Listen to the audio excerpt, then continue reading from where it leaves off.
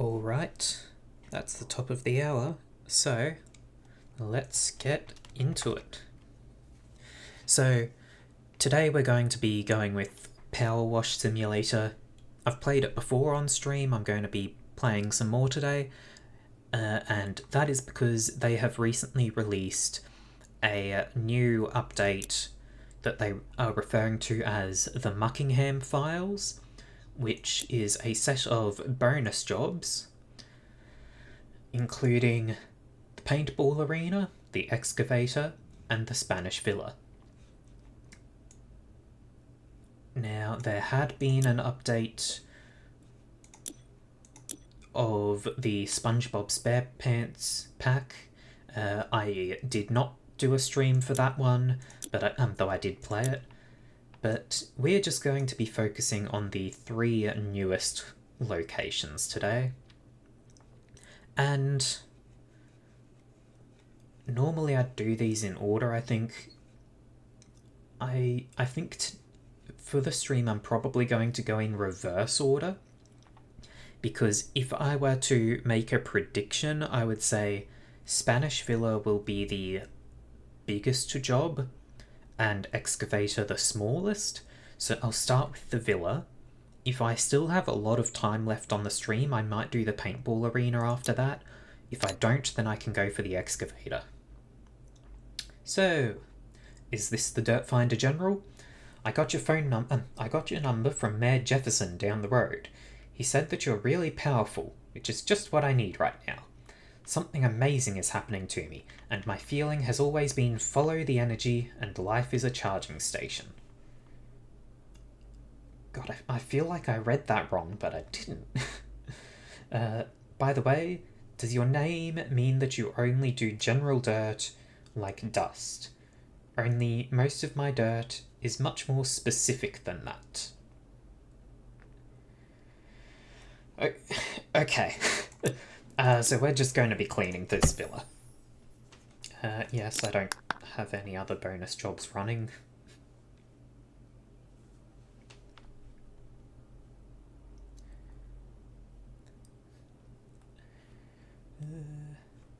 God, this is taking some time loading. There we go. Going to have to do an audio check once I'm in. There is basically no sound. Okay, hang on. So there are sound effects. Audio. I do have music turned all the way up, but it seems like the game just doesn't have audio. Non-diegetic volume, turn that up. Ambience.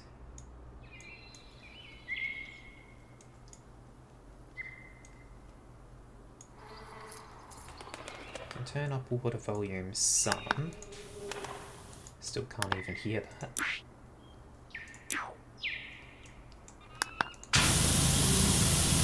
That is too loud.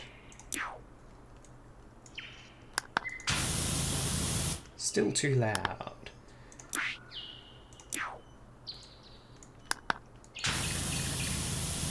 That's probably still too much, I think.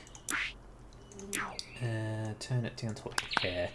If I were a bird, I'd be a damn fine wormer puller, but my nest would be awful and some people can't process that. Okay. Okay, so the volume dials seem, or not dials, but displays that I have seem to be going alright with that. So I hope I've got that balanced well.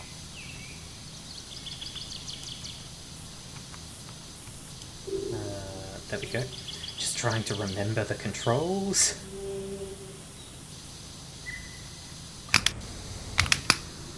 Okay, for some reason, I'm not able to scroll down to change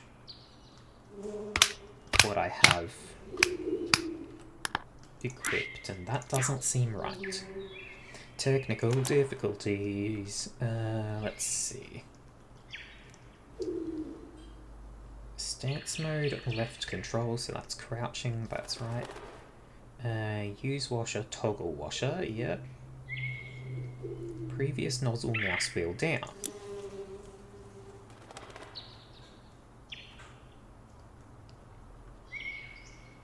Okay. But it's not... That's not seeming right.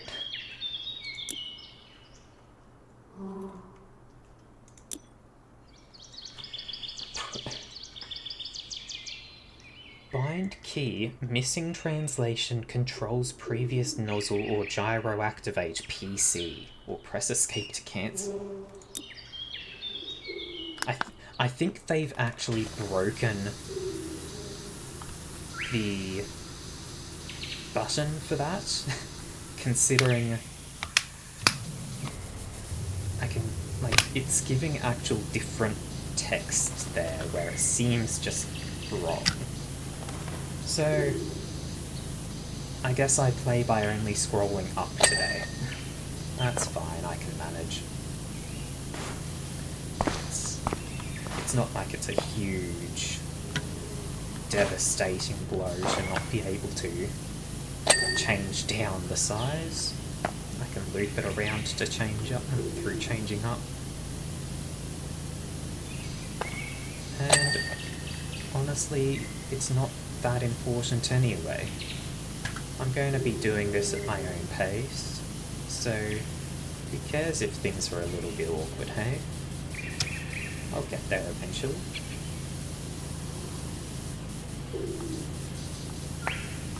So, I don't really have any sort of order in how I'm going to be doing this. Mel, hello. How you doing?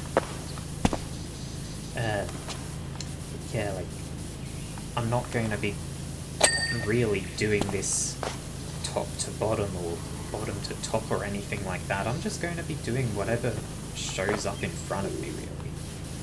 And I'll try to get things done one at a time, but that doesn't necessarily mean I'll clean one full area. You saw before I started cleaning up onto the wall and then got distracted by the little wall beside me. That is likely to happen again.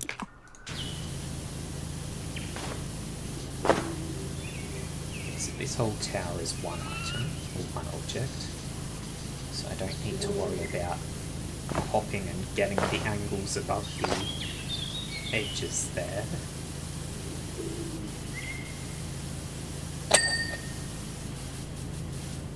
Become clean.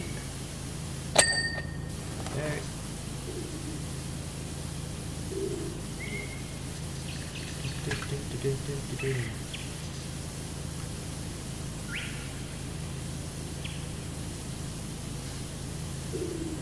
Not quite getting the angle I need. There we go. I'm imagining I'll have to change up the angle again.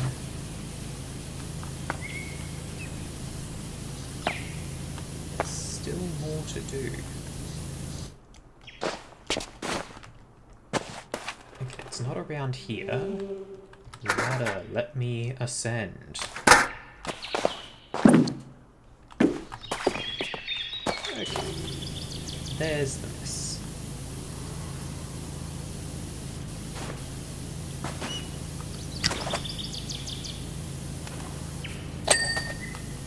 Go. Get the window. And bars. Come on, how much can be left on these bars? Can I... There we go. Not even seeing anything more on the bars. Must be from the other side. Sword.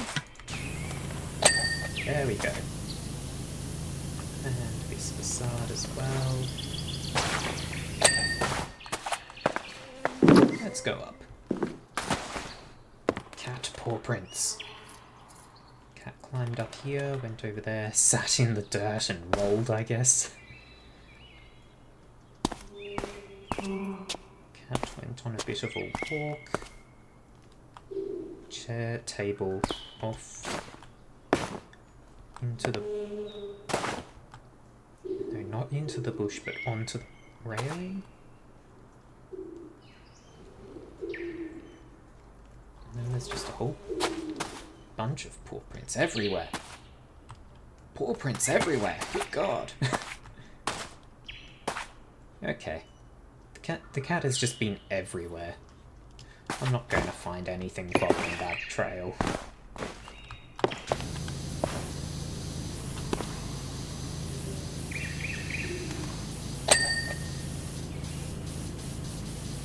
Let us ignore the existence of cat. And you got yogurt. Lovely. What sort of yogurt? Just plain yogurt or fruit yogurt? Yogurt is good. It comes in many good flavours.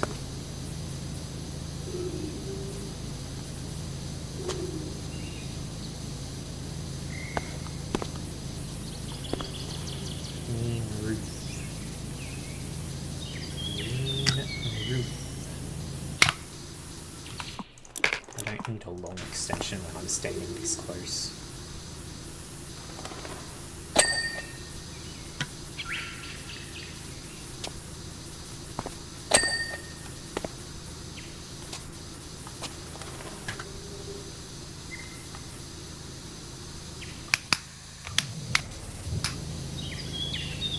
I'll probably just stick to the yellow hose, I think.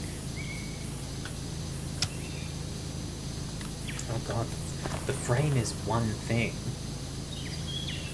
Okay, so I don't have to make sure each individual rung pings. Yes, the yellow hose.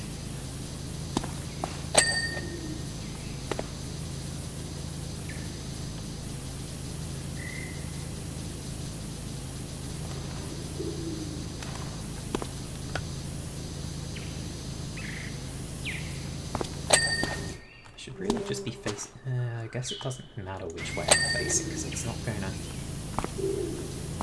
have me getting the roof segments to ping. When are you not in a silly mood, Mel?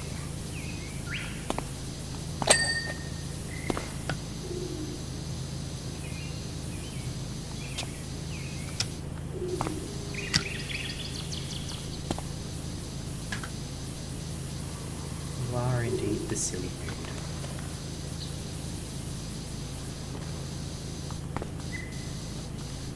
Either that or you're a purple hoe.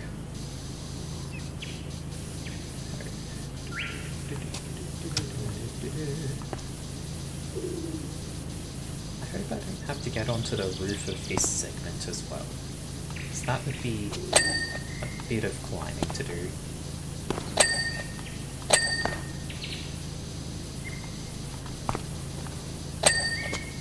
How did I miss so much? Ah! Just because I was standing in close to the edge.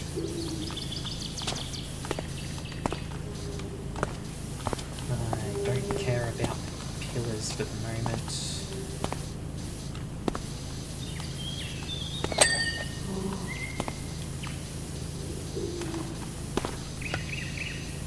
Just get the roof done to start.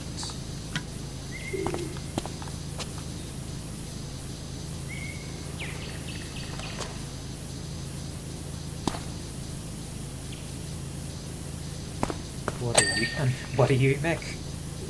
Probably some sort of murderous thing.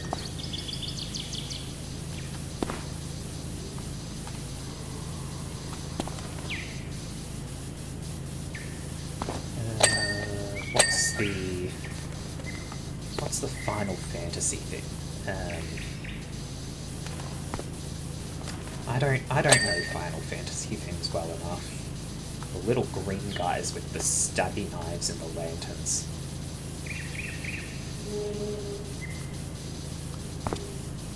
Maybe a chocobo. Maybe you're a chocobo. Looking innocent, but you just know that there's something wrong with them. You know. There's no way that those chocobos aren't committing murders on the regular.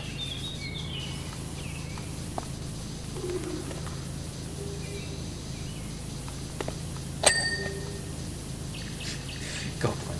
No, but there's some sort of Final Fantasy creature that I can't think of specifically. Like, I can't think of its name, but often enough they will be a balancing feature where they... their strength... Tonberry, that's the one. I just know them as a balancing feature where their strength scales based on how much you've walked around or done any grinding or anything like that. So if you become strong to the point of the game being a cakewalk, Tonberries will show up and they will wreck your face. I don't know if that's in all the games or just some of them. Maybe sometimes Tonberries are just a set power level or something. I don't play Final Fantasy myself. I just have friends who talk about it sometimes.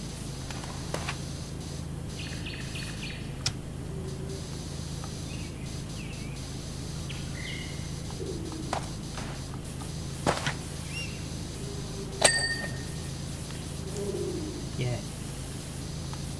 In other news, I am going to be getting Baldur's Gate 3 today. I am very lucky. Was basically going through my stuff and found a gift card for a shop that I know sells Steam wallet things. So I just went, okay, if I've got $100 of gift cards for this place, I'm getting it redeemed. It was going to take a few days initially to sort out when I'd be able to actually go to that shop, but I was very lucky, so the gift cards have been purchased now, or used rather.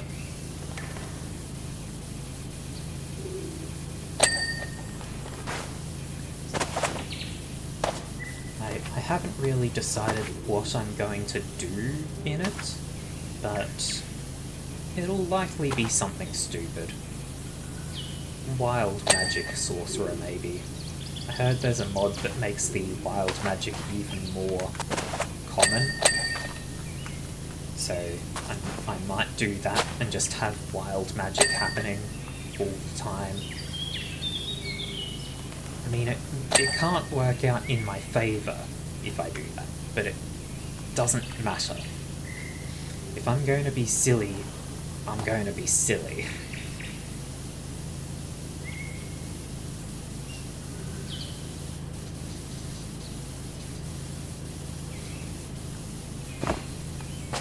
Help you hide a body.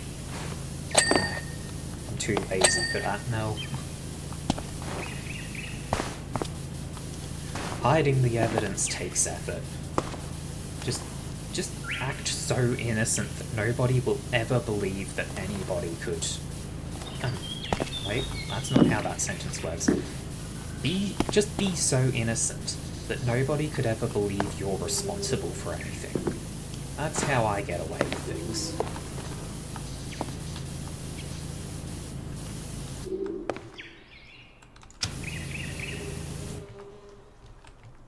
Where did I miss a spot on this wall?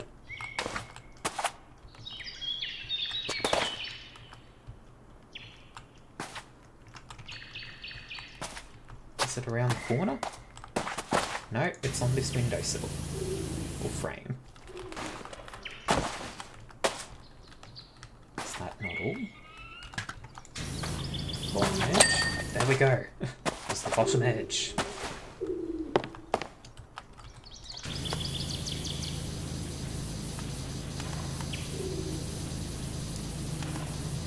Yeah, so I'm thinking either a wild magic sorcerer and just insanity with that, or I might go for a warlock of some sort. I don't know what subclasses they have available, so that will actually make a difference to me. Subclasses are important. Yeah, I've never played D&D with anything other than magic classes, so I don't really know how to play non-magic people.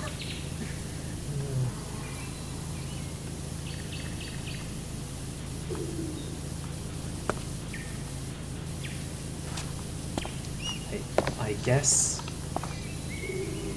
Baldur's Gate is probably a good opportunity to learn other classes that I'm not familiar with. But like, also, magic people are just the most fun. You can do absurd things with magic. And they're also probably the reason why it only goes to level 12 or whatever. Because beyond that, they start having 7th level spells, and that's the part where video games just can't keep up. Go Paladin and push yourself. Right, I meant to tell you, Mech. Following the previous stream, where you convinced me to play a Paladin, I've basically been disowned and replaced with you by my father. Because he always goes Paladins for anything that he plays. So he's just... You're more of a child to him than I am.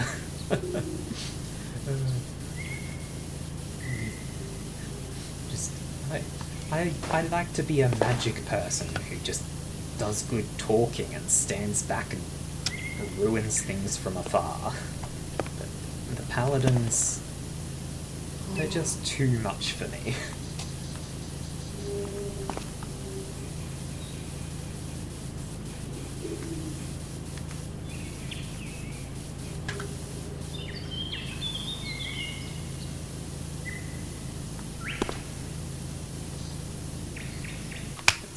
The green nozzle can actually do this job.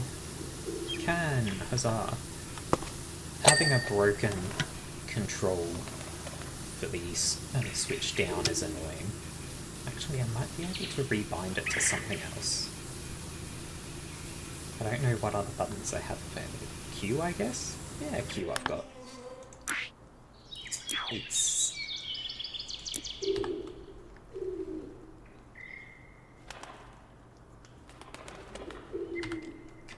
Q. Will that work? No!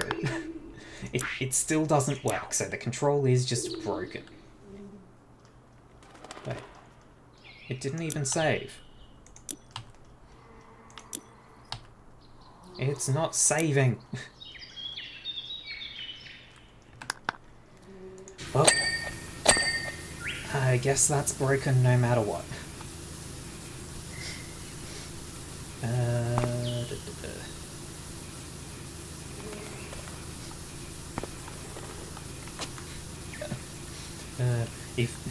If I were going to be playing a big multiplayer thing, Mel, I would absolutely let other people go deal with the melee for me.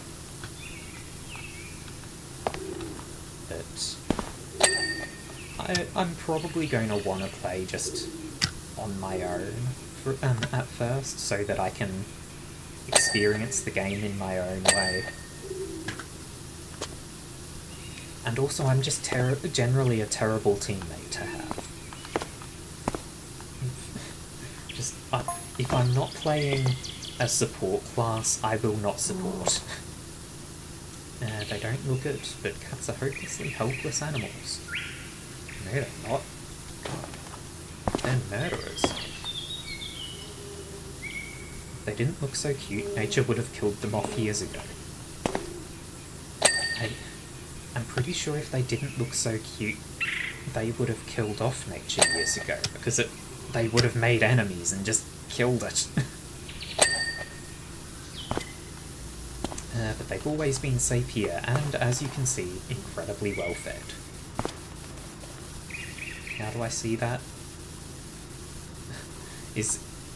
I guess there's somewhere in this map that is maybe just a lot of cat food or something.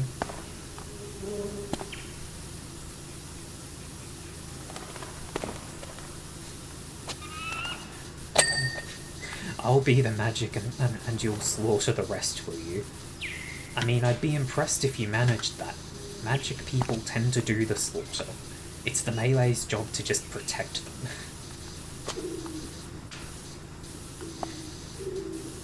You go get beaten up for me and I'll do the rest.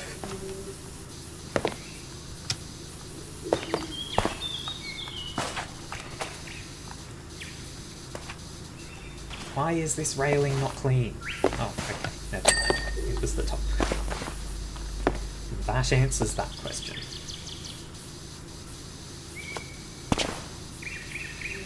A rogue? I don't need a rogue. I need a fighter who can just get beaten up for me. Or a paladin, I guess. They can get beaten up too.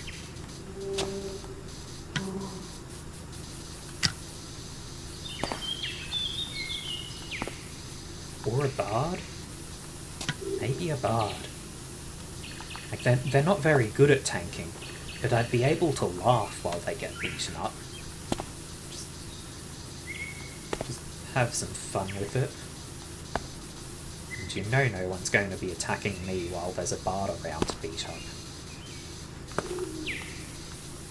Maybe I should play a bard.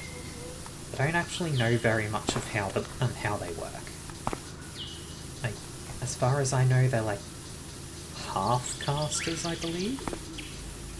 Or are bards full casters? I know they've got melee potential, but they're like less competent than rogues, which should, like, you'd think that should mean that their magic potential is also not perfect. But they're good for the charisma rolls. And I do like having just convincing abilities. Get the minions to do my work.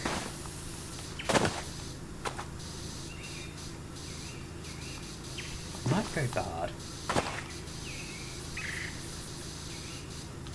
Just go around singing at everything. I don't know. I'll have to work it out once I actually get the game installed and everything.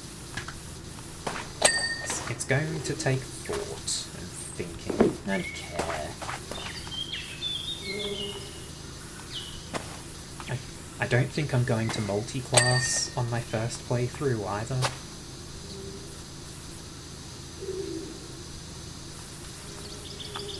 Seduce the dragons and smack everything else. Good luck with that. Here.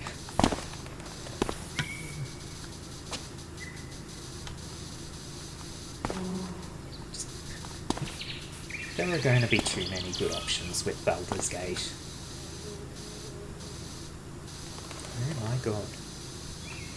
I just looked at my OBS and I have dropped 7.4% of frames in this stream. It may not seem like a huge percentage, but that should be like 1 at most if my internet is working properly, I feel like. So I'm concerned. It's not like I'm downloading anything right now, so it shouldn't be struggling.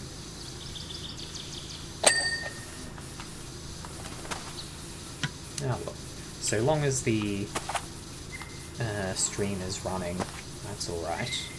It's not like I'm some big professional who needs everything to work properly. So long as it works, it works.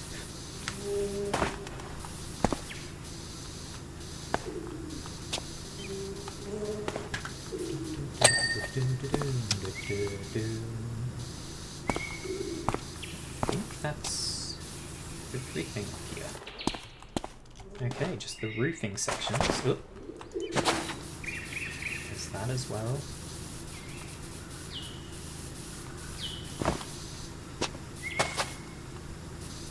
Where are you still dirty? Inside? That was inside. How is the dirt dirty? Or rather, how did I make the dirt not dirty? Huh. That's like drying the ocean and it's still being the ocean. I am confused.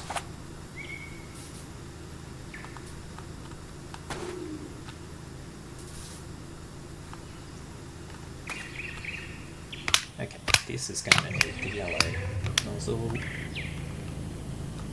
Come clean!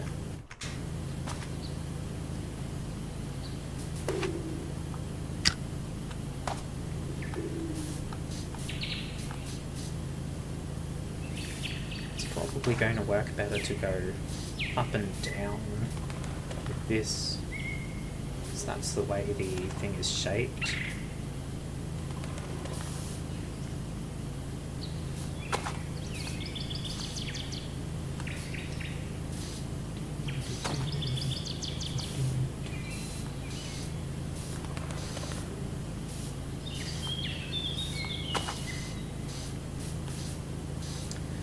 Yeah, I mentioned earlier that I haven't played a melee class in D&D before. That's not actually accurate anymore. I joined a campaign where there is no magic, yet at least it may become available. Who knows? Only the DM. So like a non-magic setting. So I'm a rogue. A centaur rogue, which is real weird. Because centaurs are still things, but whatever. How is this tiles section still... Aha! The underside. Yeah, so I'd asked if we could make bard work without magic, but we decided that there was just too much that it needed magic for to explain. Artificer was the same. I'm not going to argue against it. The DM was clear from the very start that magic wouldn't be available. So a lot of subclasses in other classes weren't accepted either. Things where we could find explanations that don't involve magic were accepted, but Bard was just a bit too magical. It would have been hilarious if I had my Centaur Bard. I mean, even as a rogue, he's still basically a bard. He's got hella charisma. He has succeeded every single persuasion roll he's made so far, and he has also failed every single perception roll, or investigation roll, or anything else along those lines. So, I'm finding it hilarious. He's barely a rogue. He's been in one fight so far, didn't land a single hit, got hit twice and got knocked out. He's not a very good rogue. He's a bard without the magic. Which is hilarious because he's meant to be an actor, so no fighting experience or anything, no thieving experience. He's an actor, so being terrible at fighting makes a lot of sense. He can put on the forms and that's it. Can't actually implement it.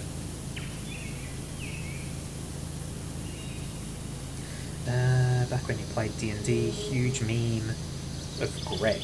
Everyone became Greg because Greg said so.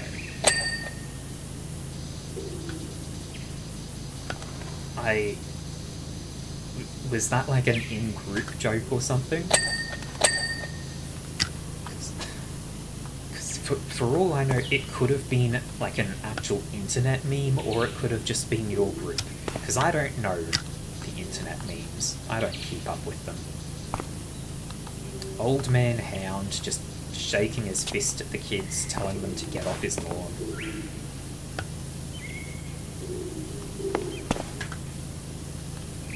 It was your... Okay, yeah. that does make sense, because D&D is the sort of thing where that happens. You just have a joke that the entire group loves, and it becomes the thing. Why is this window frame not there?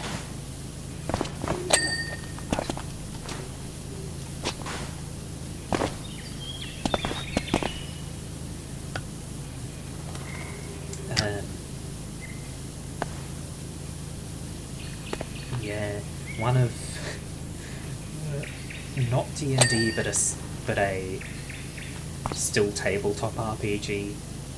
I've had a character where we had a group meme of my character just needing to be protected at all times, just because he was incompetent at anything that wasn't people. Like the game's equivalent stats of charisma, he had real good, but everything else was terrible. His perception was basically negative. His strength was negative. His agility was pathetic. So we had hilarious moments with that come up, where there'd be things like, we're exploring a cave, knowing that there's something weird going on with it, come to a underground lake, and everyone can clearly see a boat moored on the far side, except for my character, who just sees a lake. He can barely even tell that it's a lake. Just absolutely blind. Also just very unfortunate. He fell off cliffs multiple times and barely survived. What else was there? Right, my favourite moment with that character. He had glasses. He still couldn't see very well. My favourite moment with that character. It was a Pokemon tabletop game. We were just walking along a path through a forest.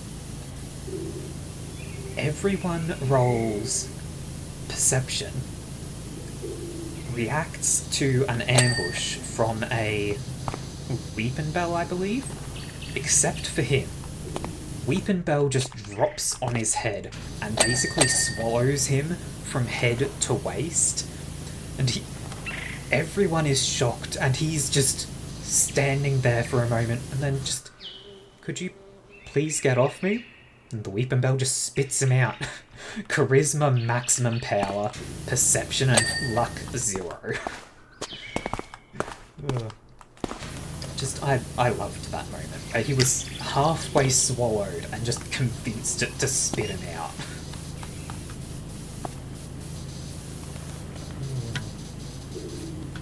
I miss that character.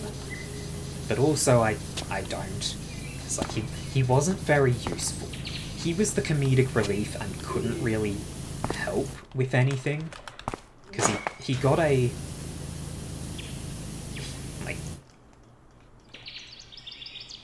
Weepinbell is the most not safe for work Pokemon that isn't an actual fairy. Fair enough.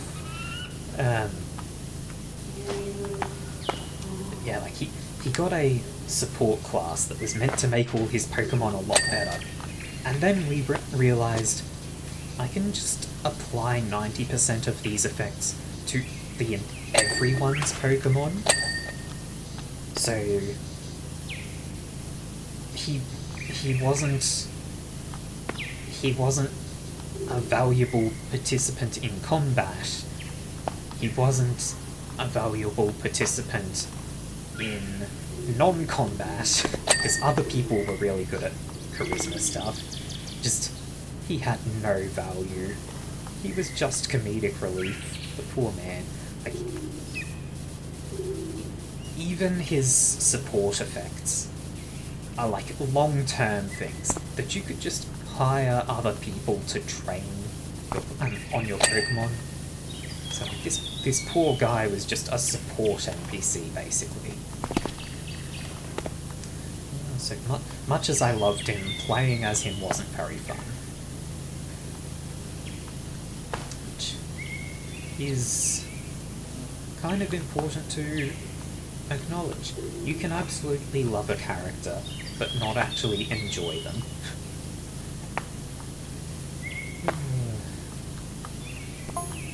Then I had plans to replace him eventually. What's this? So it was such a shock when all the cats suddenly took off on me. Yes, all the cats have left, gone to the desert. I've given them nothing but love and affection and cod. Love, affection and cod. Who needs more?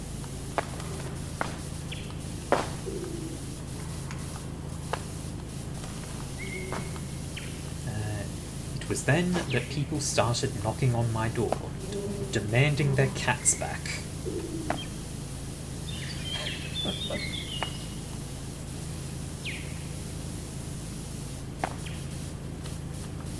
I suddenly felt such relief. It wasn't me after all. All the cats left everyone.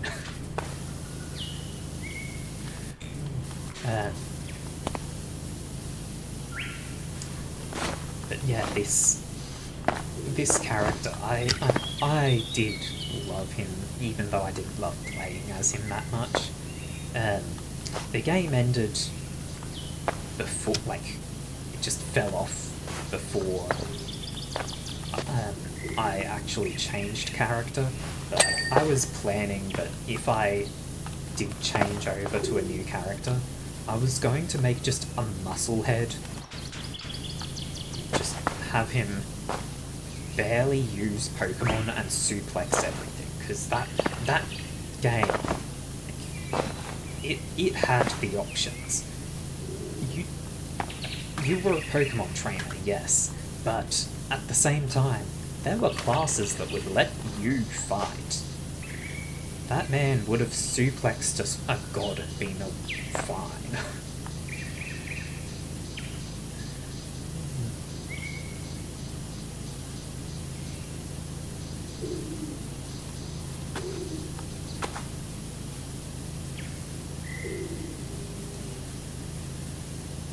Reminiscing on the old days is nice. It's a shame that game stopped, and it's a shame I've never seen any other chance to actually play that setting. I could potentially convince people if I were to run a game of it, but I am no DM. Beefcake D&D guy who suplexes things. Yeah, I mean, it's very different when it's not D&D guy, and it's instead Pokemon guy. D&D, people are absolute machines. They're monsters. Pokemon, very not. You're expected to have Pokemon do all the tough stuff for you. This guy would not have. He would have had Pokemon, sure, and he would have had a bunch of fighting and steel types that could suplex things, but he would have done the suplex. Man would have suplexed Arceus and succeeded with his stats.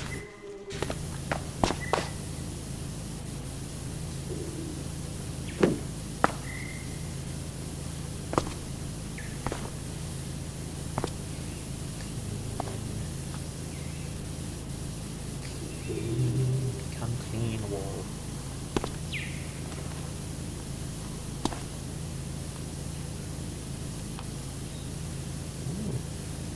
It's good to have friends who want to set up D&D stuff. Like, I enjoy playing D&D, but I play it exclusively play to post or play by post, which is basically forum style. It's very slow. It's camera freak out. It's very slow. Get rid of this exception. I need short. You don't actually know anyone in person or anything. So it would be nice if I had friends who wanted to play D&D, but also, like, I don't have friends in my country, all my friends exist in other countries. And God, is it hell to try to organise anything between Australia and different countries. Time zones just are not friends. So, like, any time that any plans actually are being made, you'll end up with, hey, there's 3 people from Northern America, 4 people from Europe, 1 person from Australia. If you want to have reasonable times, either I participate from 2 AM until, like, 6 AM or whatever, or I don't participate. It's a sad time for Australia.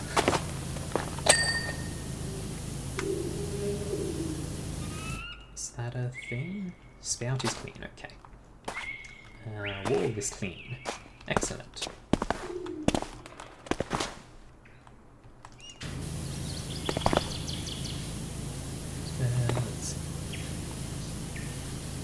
Someone goes around and tells him not to suplex Arceus. See, here's the problem. How are you going to tell someone not to suplex Arceus if he can and has suplexed pretty much everything else?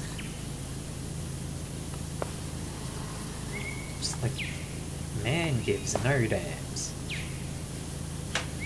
He would probably be able to suplex like a Steelix. And it sounds absurd, but he'd probably succeed, just because stats. Like, you really should not be able to suplex a giant steel worm, or snake, or whatever Steelix is, but he would have. He'd find a way.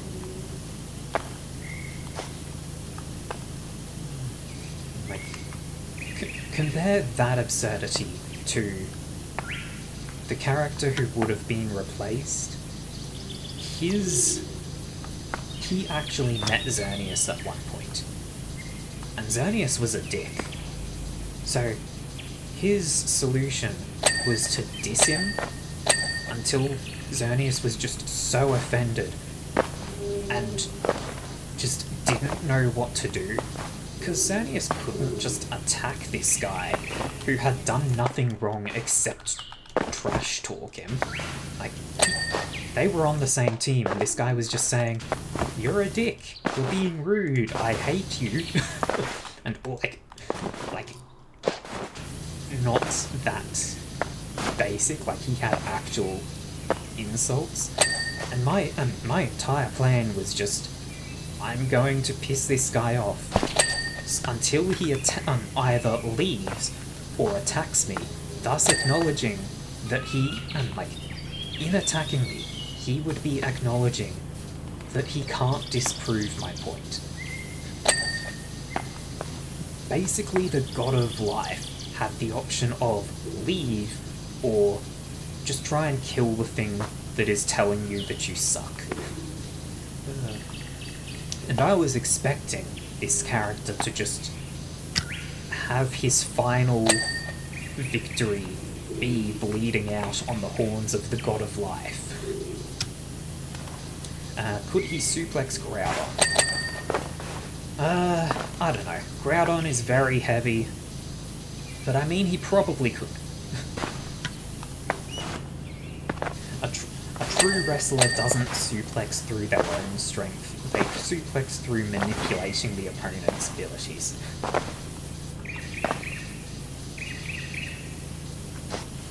Just tip Groudon a little, get it unsteady, and then have it suplex itself, basically. Oh, I'm jumping around trying to clean this frame, and it's already clean. Brilliant. Wait, was it the frame I needed to clean? Yes, okay. It's all clean.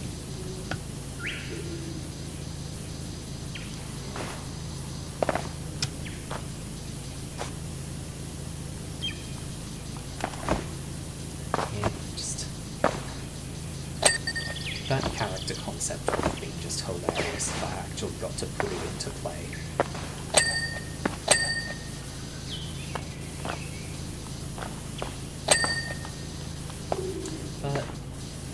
as is the way with tabletop things, you don't always get to actually try the stuff that you think would be funny. Which also, if I'd actually made that character, he would have been far less mean, because, like, I can say, yeah, hell yeah, he could have supervised growled on me. But, like, if I actually played the character, I would have had to be more reasonable about it, so he wouldn't have been able to. Just staying as a concept means that he can remain as the just horror being that could have done anything.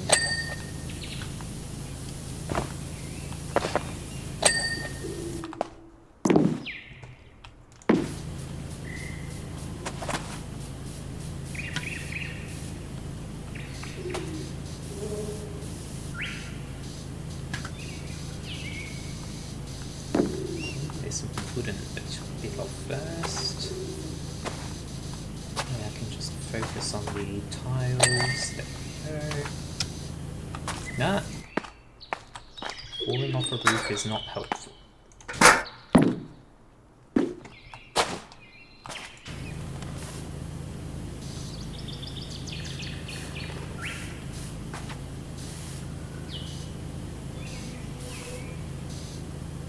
Roof tiles might have to be, or not have to, but just might be the slowest part of this, just because I have to take it easy to make sure I actually get into all of the gaps. Up on the ladder, there we go. Make sure I get under the ladder. Update on the yogurt, it was icky. What do you mean icky? Was it old or something? Oh, terrace. Did I just clean that floor down there? What? Sure, whatever. Yeah, it was the Ogre Yold, yes, that's how I speak. Was the yogurt old or something, or was it just not a flavour that you liked? What was icky? Explain. I need conversations to talk about. PowerWash is not a game of eventfulness, it is a game of discussion.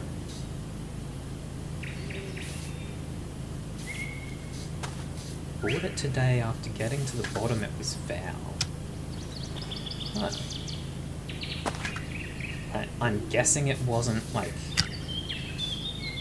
near... Really? I'm guessing it wasn't near its Best Buy or whatever, even though you just bought it today. Sometimes you will see cases like that where things are they're being sold even when they shouldn't.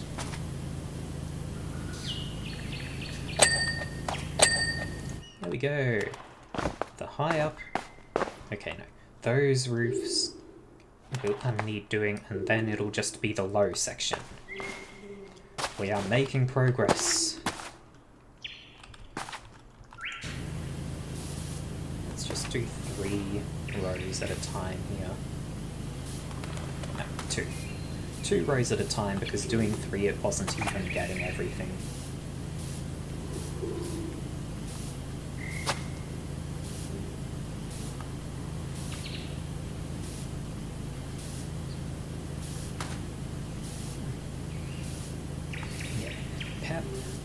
I very much like PowerWash Simulator. It's like it's not for everyone, but it's such just a chill game. There's no need to try and rush things or be efficient. There's no threats or potential of loss. So you can just hang out, chill out, chat with people.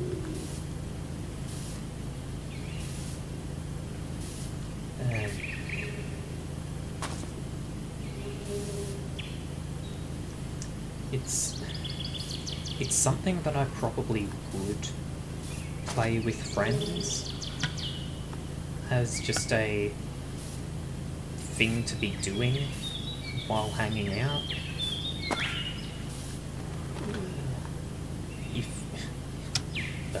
same time, I tend to not draw phallic shapes in the dirt. I would rather not have those sorts of problems with YouTube and Twitch once it becomes a VOD.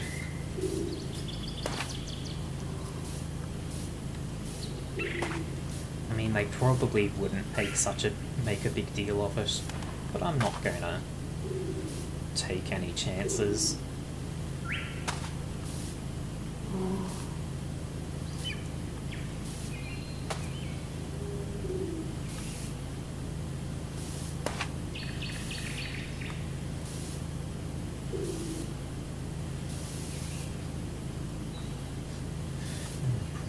Probably do it off. Yeah, but when I'm offline,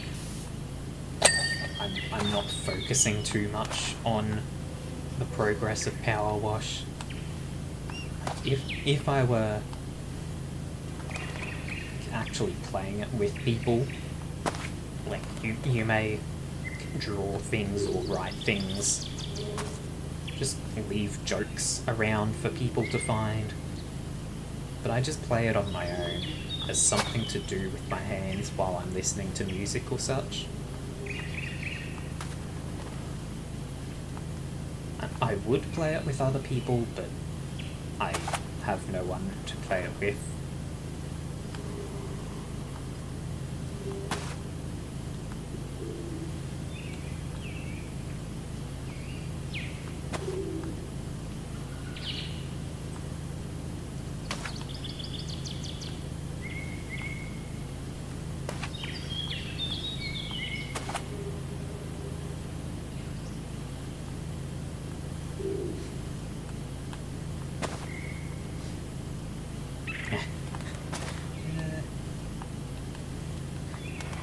I mean, you have the game, yes.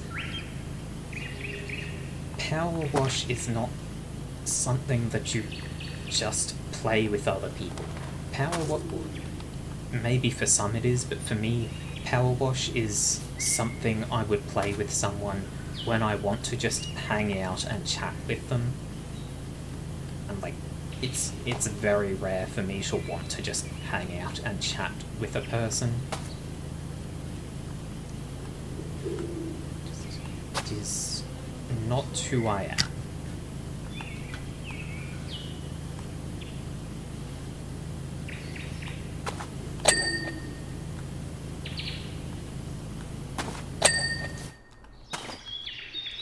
One more set of tiles on this roof, and then probably have to clean the lip of this as well.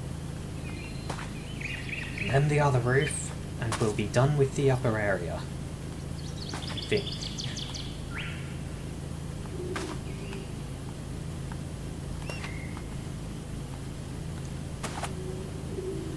Turn the camera a little, just center it. There we go.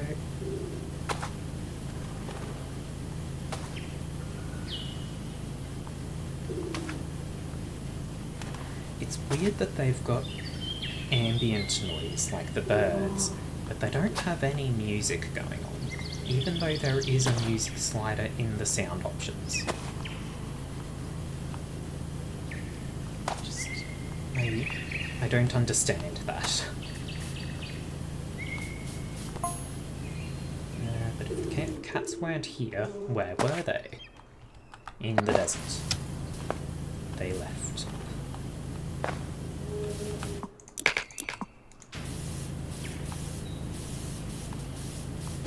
I needed to know who was feeding them, and more importantly, what. Indeed, what could be better than cod, surely?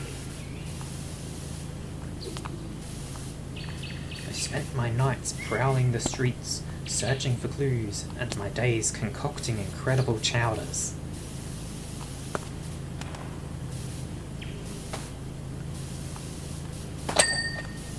But no luck.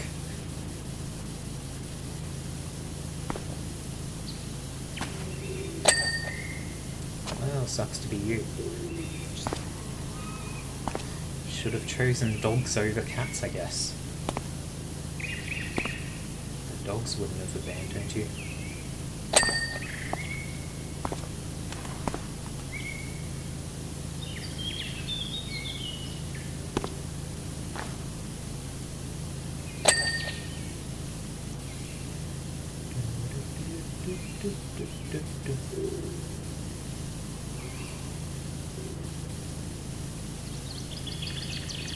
I missed.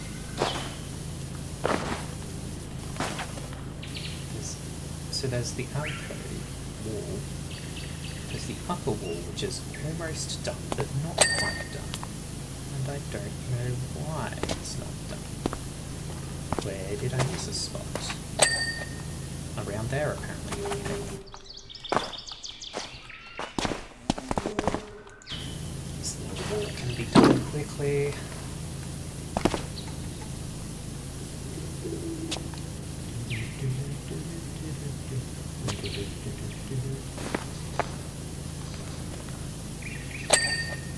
There we go. Stairs.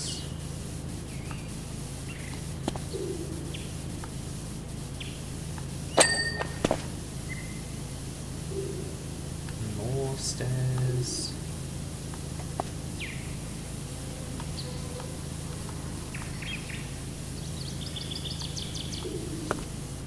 As I will say many times, I am very easily distracted.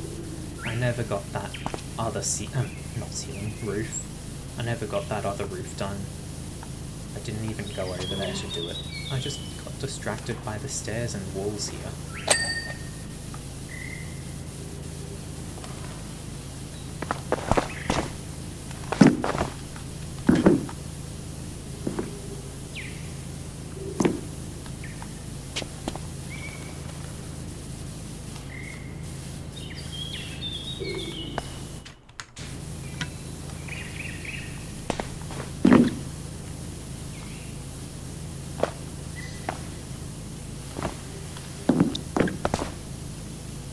Understand where this railing is dirty. There. Also, there's dirt under this thing.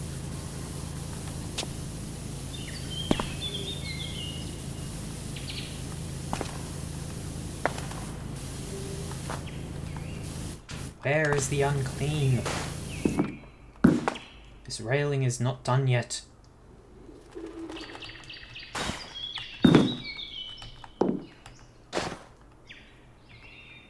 Can't see anything.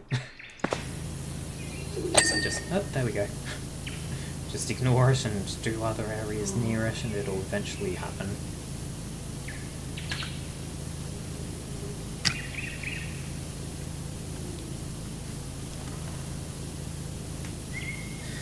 Conversation topic: favorite flavor of dog.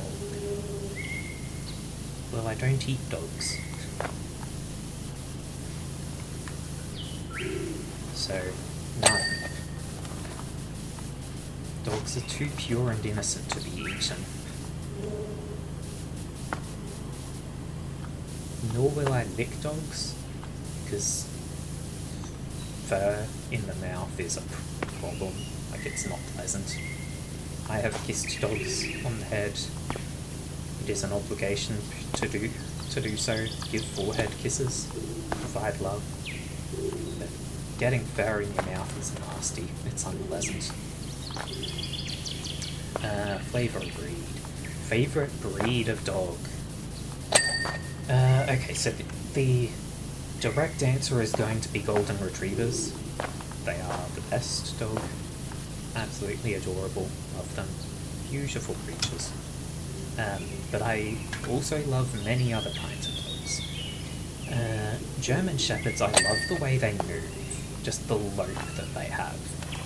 I don't know why, it just seems so elegant. I absolutely love that. What are they? Australian Shepherds, I think? They've just got such pleasant patterns to them. Like the coloration and patterns that they've got are really unique and nice to look at. Let's see. Shar-Peis are just adorable in general. Let's see. I mean, every dog is a good dog, so long as it's not a yappy little rat. If it's a chihuahua, that's not a dog, it's a rat. And if it's anything like a chihuahua, then it's also a rat. And rats are good animals, sure, but they are not dogs. Just nothing is as good as a dog. Cats are also great. Cats take second place after dog.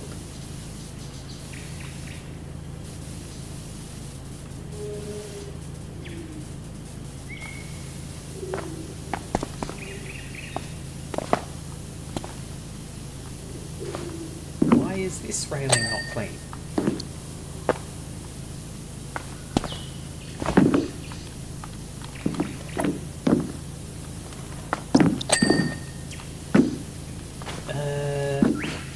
No, Mel, that one's a terrier, Australian terrier you drew, I believe.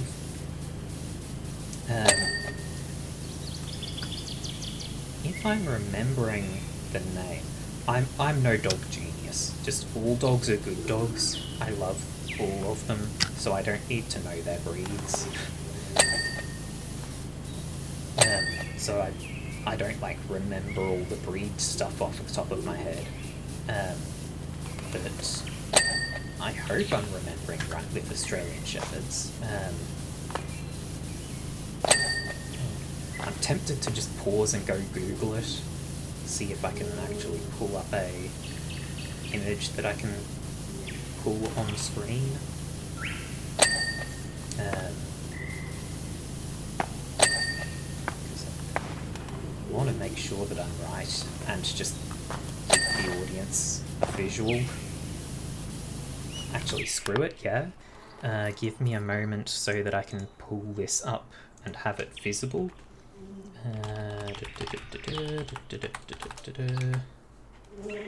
Yes.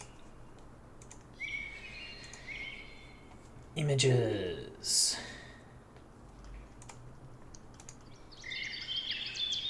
Open image in new tab. Hope that works.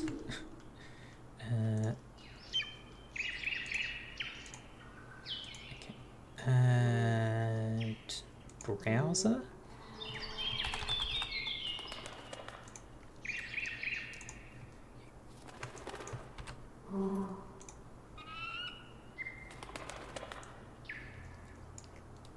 Well, it's not ideal, but it will show. So I'll just bring that up and boop. There we go. Australian Shepherd. I just love these dogs. They're so beautiful to look at. They're just adorable. I love them. I love so much. And transition back to game.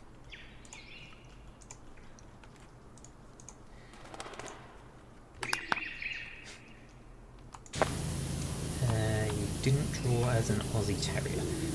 I don't know what breed you chose then.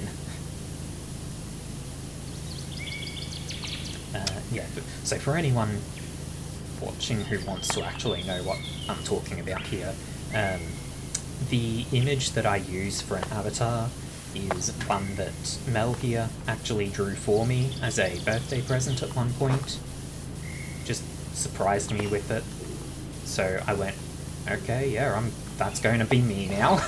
But I basically replaced all images that I had for profile images and everything with what they drew.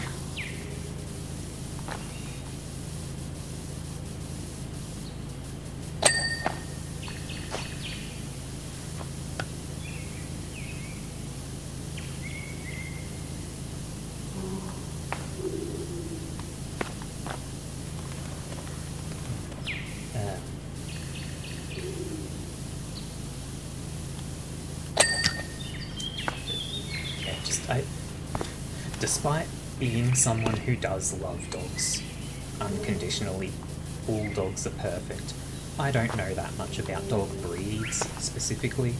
I've only ever had golden retrievers,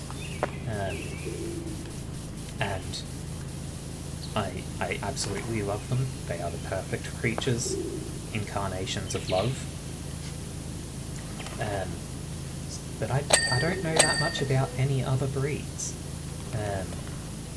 Just because, why do I need to know? They're perfect. That is all I need to share.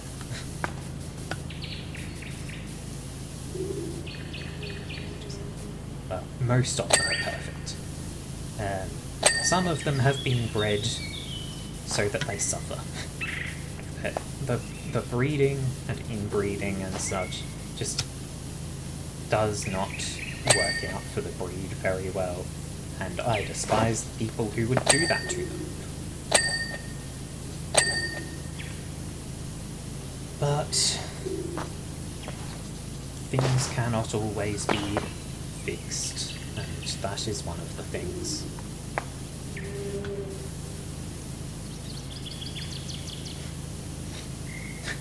You will draw me again one day. I mean,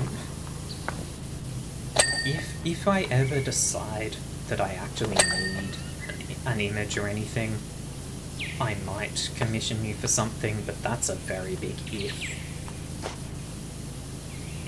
I don't think I really need any art of me done.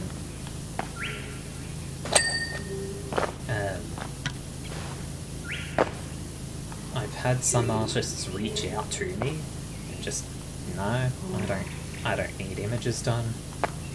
I am not a VTuber, I am just a tuber. Not even a flesh tuber, just a voice tuber, which I guess is also a V. So like, I don't really need art done. I'm not that worried about it. Plus, I'm never going to... Like, I will never ask you to draw anything for me, Mel. Because if I'm going to ask someone to draw something, it will have to be as a commission. Because I need to respect the time and effort that goes into art. I will not disrespect that by considering friendships. Like, I never reject surprise gifts or anything like the one you did for me, but at the same time I will never request anything. You just do what you want to do. I'm not going to ask you to do things for me.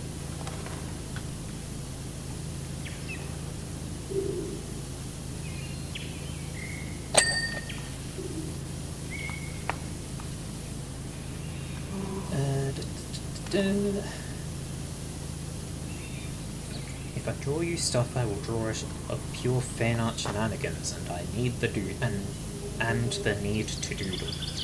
I mean, yeah, like you're entirely welcome to draw me for that. I have no issues with it. Just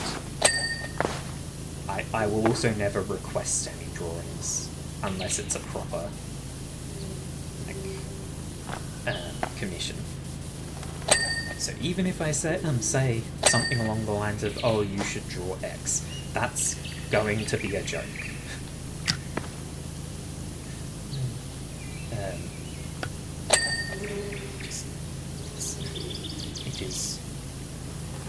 It is not actual intention. So many people just don't treat artists right.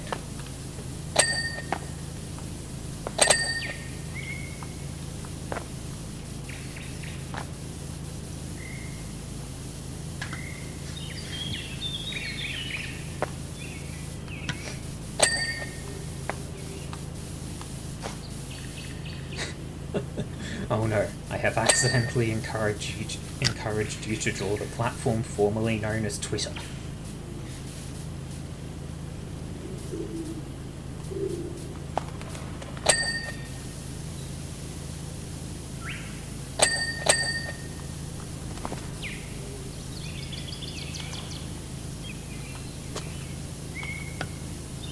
So what had I said about that ceiling just being the one thing before I was done with the upper area?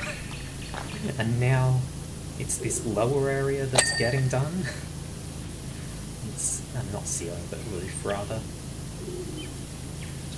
The roof is now untouched, and the lower section is gradually making progress.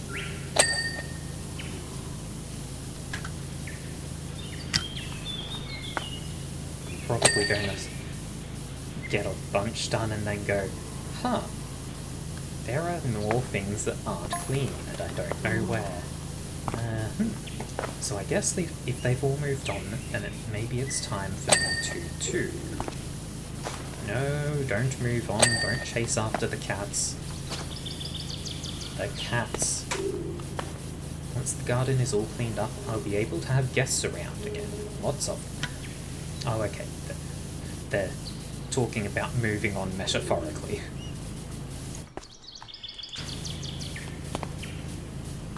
I sure hope everyone likes chowder.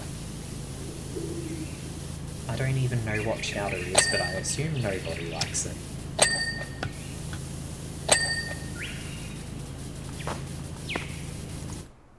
Out of the way, random step stool.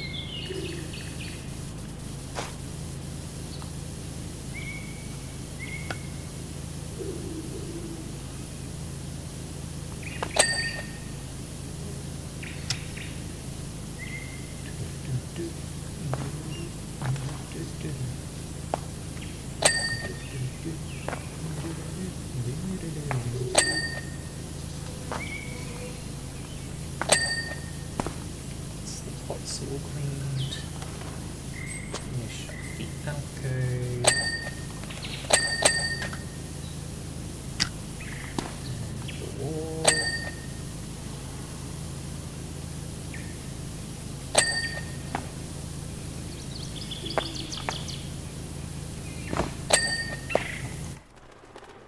So we've got ceiling, not ceiling, I keep calling it a ceiling. The roof tiles, the floor in the central area, and the fountain. Not much to go now. Now I will finally get this roof done. I have been distracted for long enough. Also, water break. Remember to keep yourselves hydrated as well.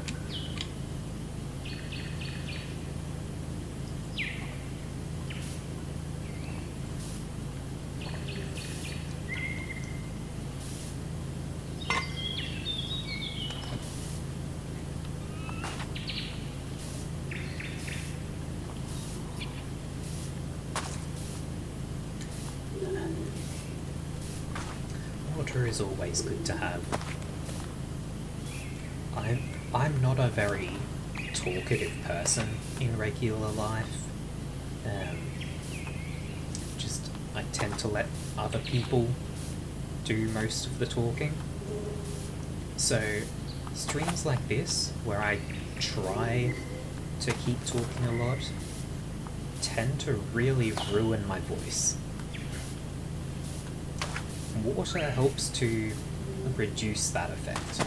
Oh my god, so much that I missed. Ah!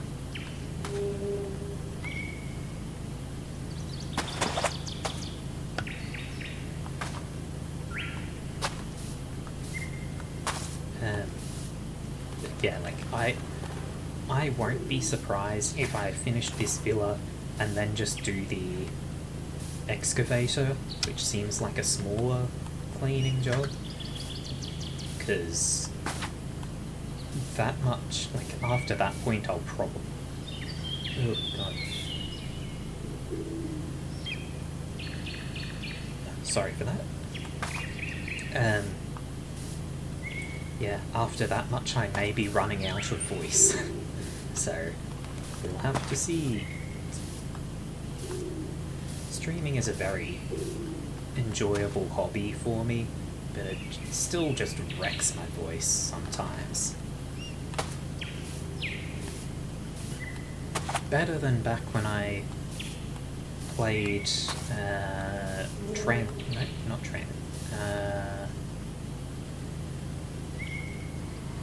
something crosscode, there we go. Crosscode. better than when I was playing Crosscode early on in my streaming, and I tried to read all the dialogue, and I'd put on some minor voice work for different characters. That really didn't go well for me. After every stream, I would spend like a day without saying a word, because otherwise it would just hurt.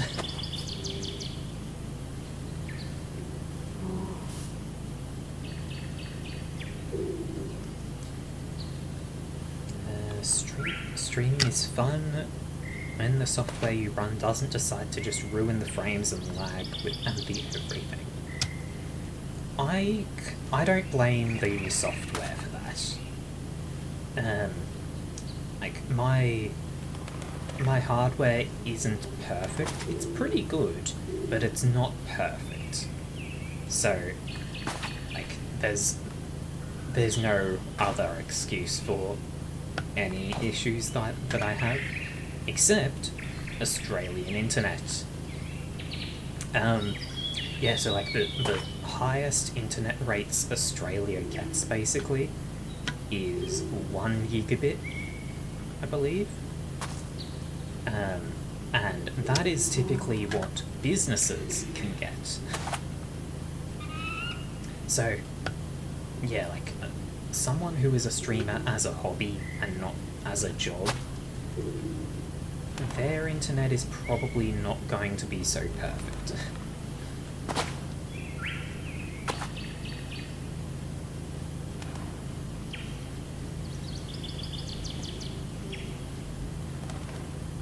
Oh yeah, no way in hell I can imagine someone could stream with a laptop, no.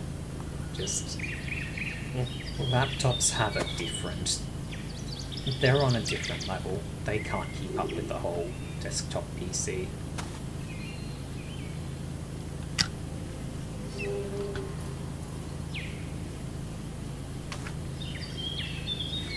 You did it, but did it work very well? Like, if you're saying that the software you used would drop frames and lag and such, I don't think that was so much the software as it would have been the laptop.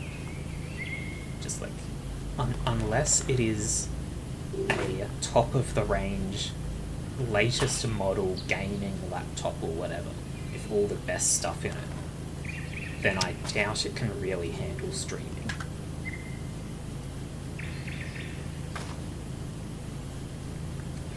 And if you're going to have a laptop like that, why not just have a PC? Because really there's not that much of a price difference.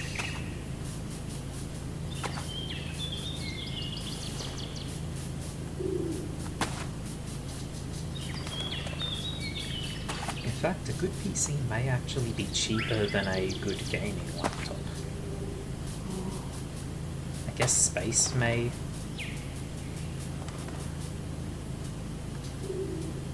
be an issue.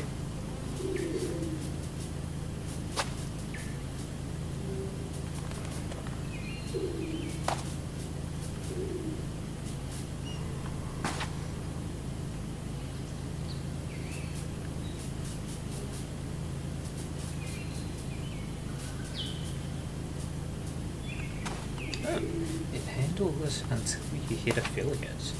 I didn't actually know you'd hit affiliate at any point. I don't know if I will ever achieve affiliate, just because I don't network or anything. I don't seek out people that I can collab with or do raids with or anything like that. I just do my thing.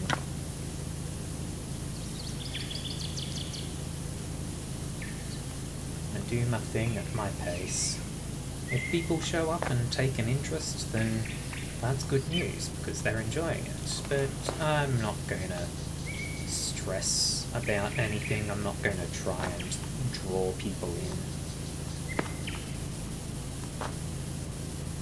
People want to watch me, then they want to watch me.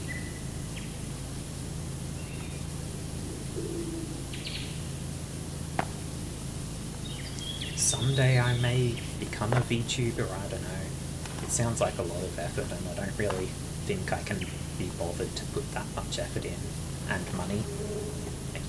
You need money for good art, good rigging and modelling. Then you need the software that can actually control it for you. And as far as I know, the best camera for that is an iPhone, and I don't have an iPhone, I have an Android. I don't know if an Android would work. There's a lot of things that I would need, and I just don't care.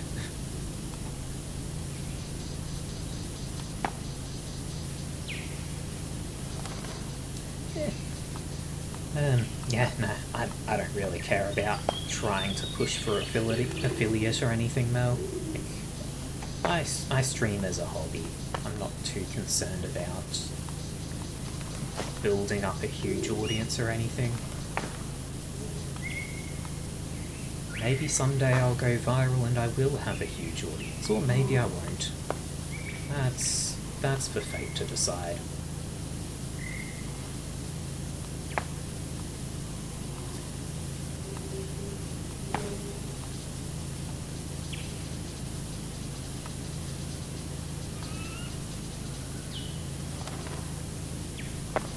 Oh yeah, absolutely. If I were to start out as a VTuber, it would probably start out just the PNG that reacts when I talk. Because if you're going to do something, start from the basics. That's the basic. I'm not going to throw a bunch of money at super advanced stuff until I actually know that it's interesting to me, but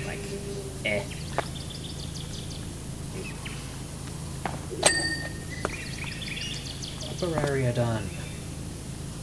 We are approaching completion.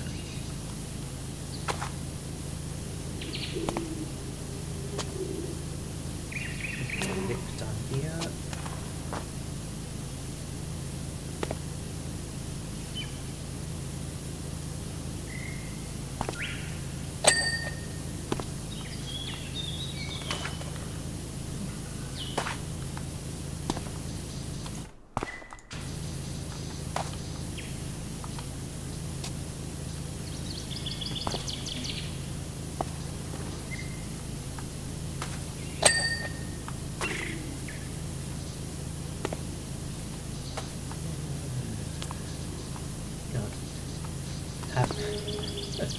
Having just the gentle ambience, no music or anything, it's putting me into a tired mood, just drowsy mode.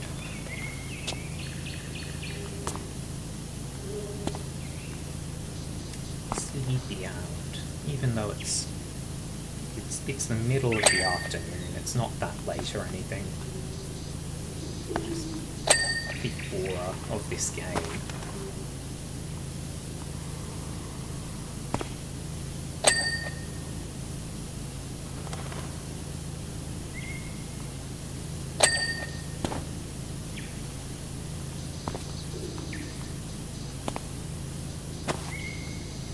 Achieve clean.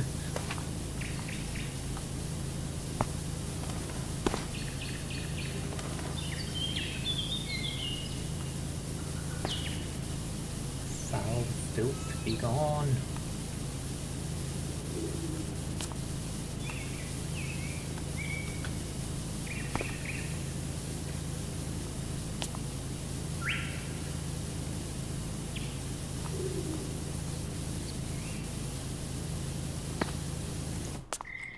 You. Hello? You.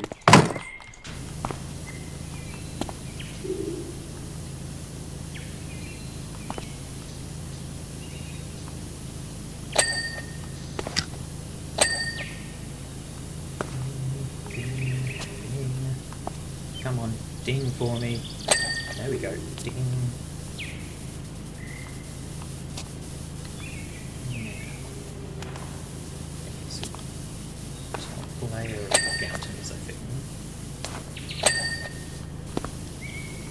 actually called the fountain itself now, I guess. Because while I'm spraying downward, it'll catch all the edges around.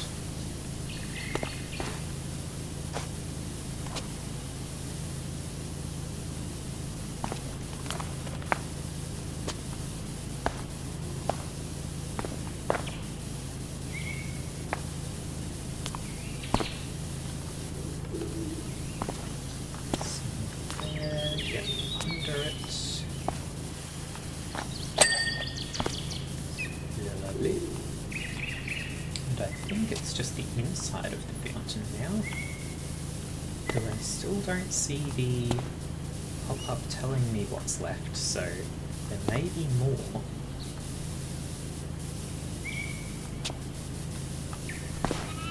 Or there may just be like one thing somewhere that I missed. Like I missed a chair or something, so I'm going to get one more thing cleaned, and then the cube will pop up with like, the other two things in here and a chair. No.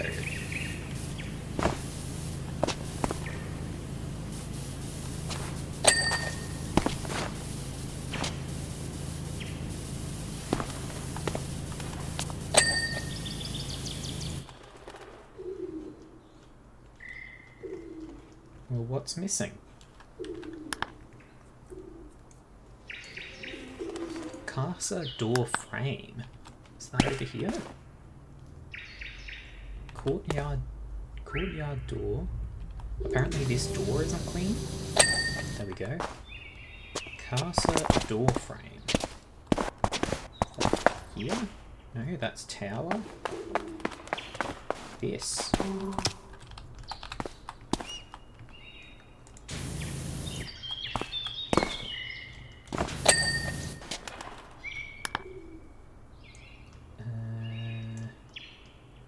Courtyard alcoves and courtyard alcove bench. This alcove isn't done.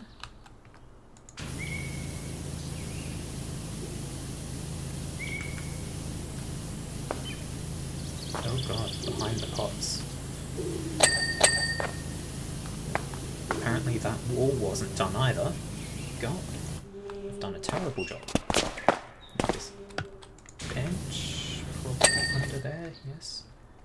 Courtyard wall base. Feature garden edging. Large terrace parapet.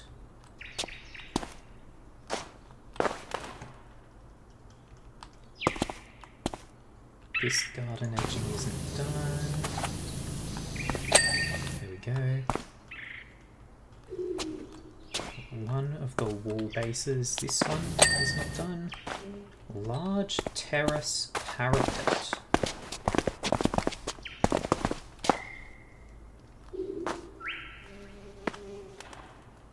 Balcony corbel, terrace corbel. Upper casa wall. Casa porch.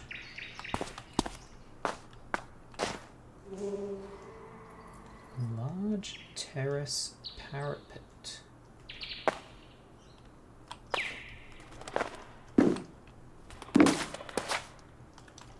Well, I guess I should actually highlight it so that it'll flash if I see it.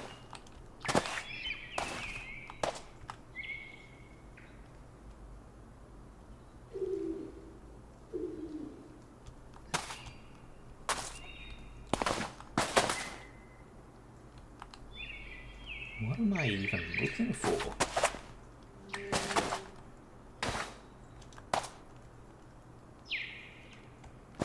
Hello?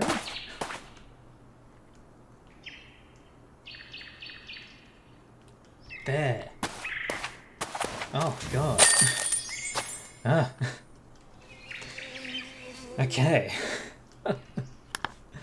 Oh, that was a moment of me being done.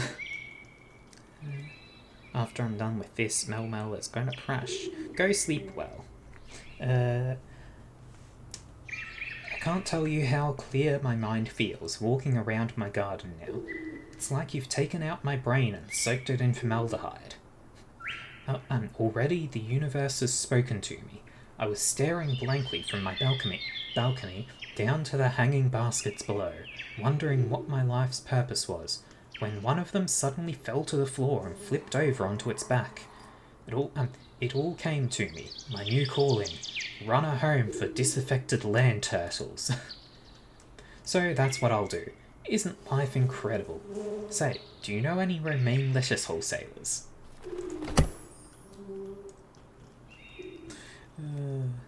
So that was 1.5 hours to do. I could probably do the paintball arena in the remaining time, but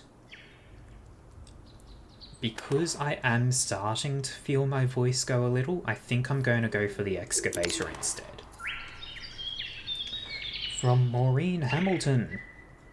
Hello dear, isn't it amazing what you can find in your yard when you have a little dig around?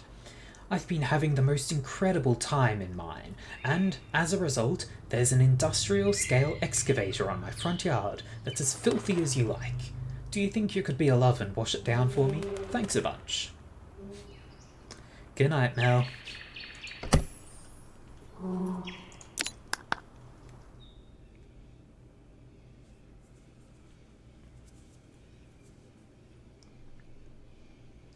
Loading.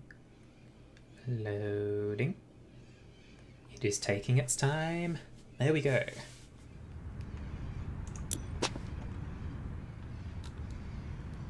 Okay, so we're only doing the excavator. The house itself isn't a problem. Can't go explore behind the house. Gnome! I didn't even look for gnomes at the last one.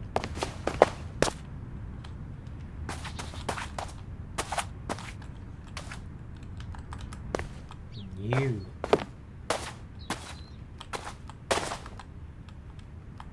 You can be buried.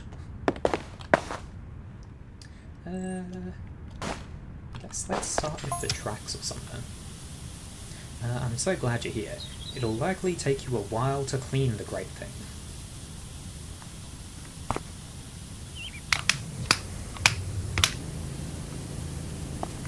I'll pop the kettle on the stove, make you a nice hot drink, and tell you the entire amazing story. Oh boy.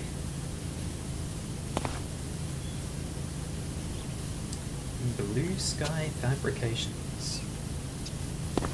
Mr. Blue Sky, please tell us why you had to hide away for so long. What did we do wrong?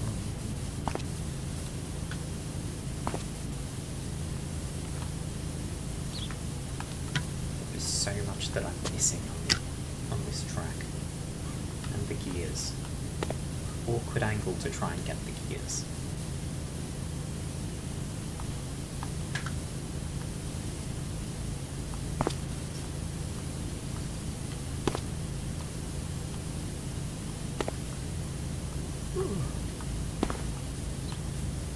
Oh god, under there as well is all day. Do I have to get in the middle of it or something? You might be able to crawl in under the tracks. Well, not under the tracks, but between the tracks. Maybe.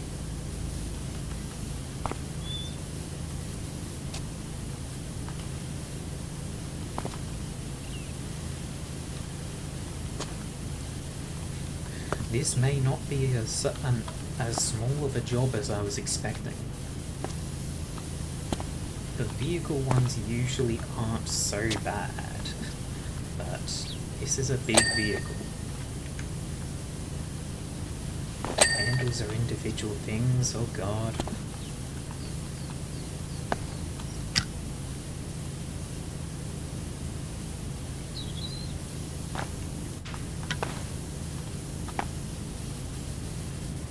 Oh dear, this is going to be a lot of parts. I mean, honestly, a lot of parts is actually better than a few big parts, really. Because you can identify which things you haven't cleaned yet much more easily. It's going to be easier if I just stand to the side rather than trying to crawl along like that.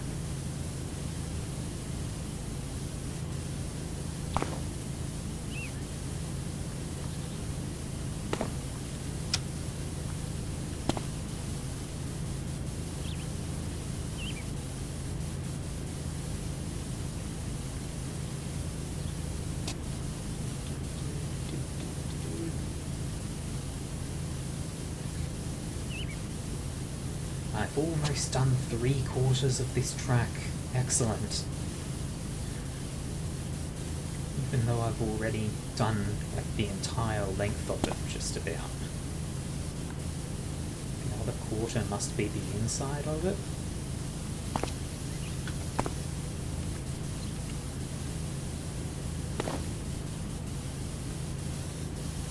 Oh yeah, I can absolutely get in here.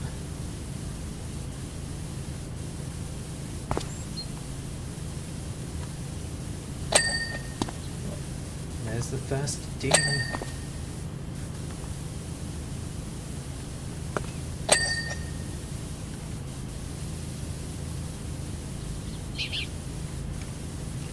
Let's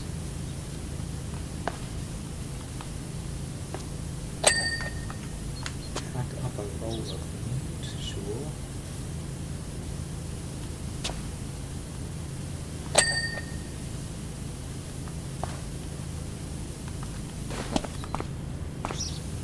The bolts have blocked my cleaning. Horrible. So I might be able to get it. About 5 months ago, I was rocking back and forth in my hammock, trying desperately to remember the recipe to a delicious broth I once had in 1983.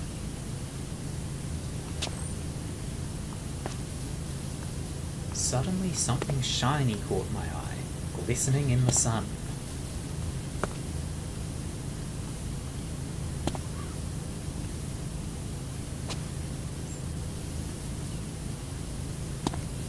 I waddled inside to get my trowel, determined to dig up whatever it was.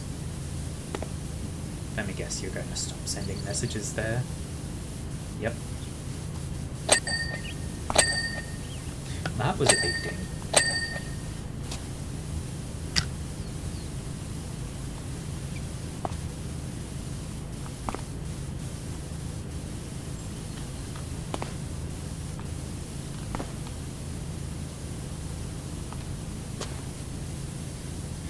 Watch your head. Yes, I imagine. Quite a dangerous place to be in.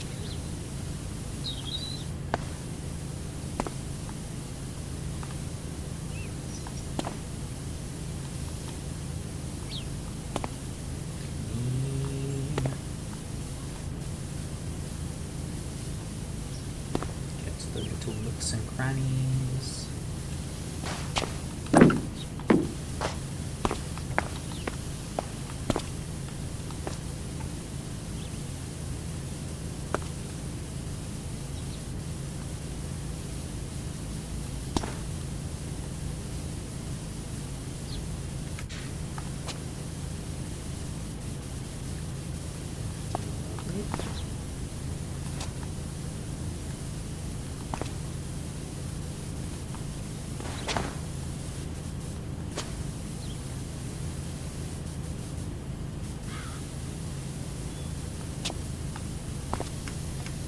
Okay, get the inside first on this one, I guess, and then move around the outside.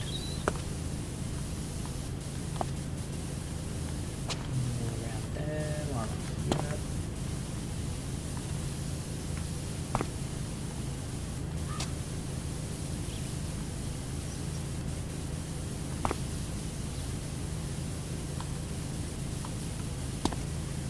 Slow and methodical. Just gotta make sure you do the job right.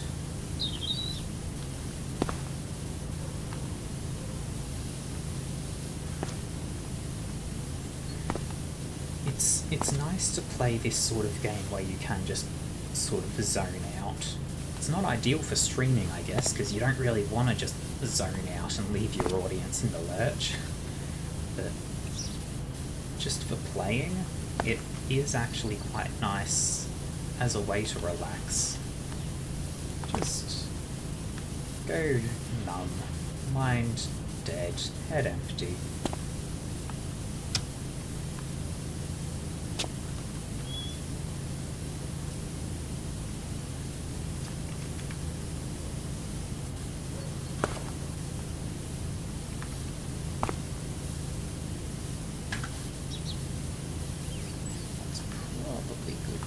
For the inside, probably. Yeah, let's find out.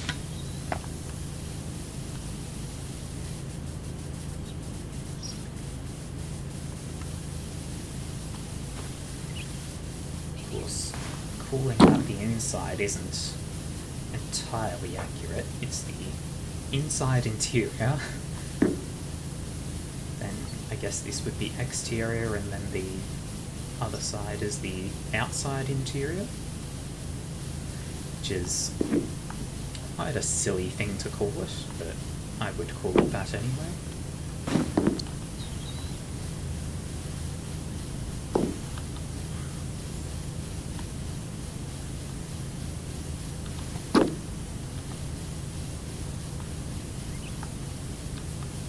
Of course, since this is a big single object, it's probably going to be the easiest part of this entire clean.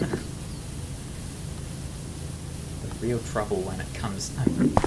the real trouble is when it comes to either a lot of small objects or just a few extremely large objects.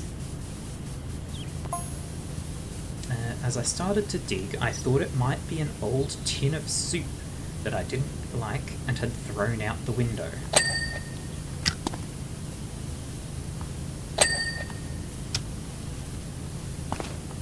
Probably vegetable. I get angry as soon as I see the label. They don't even try to make it tasty.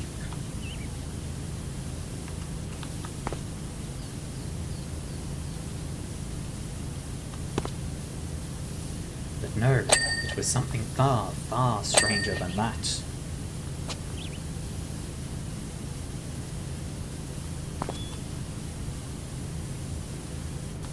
This person seems lonely. They just need someone to talk to.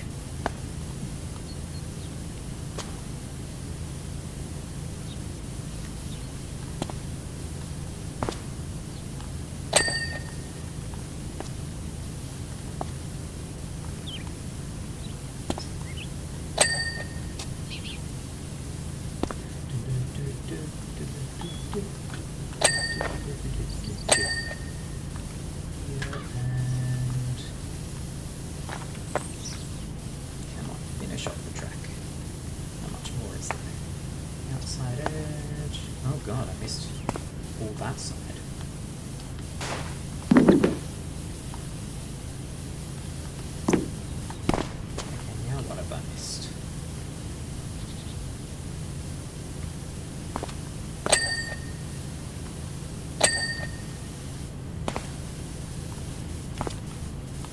Oh, okay, I've missed a lot.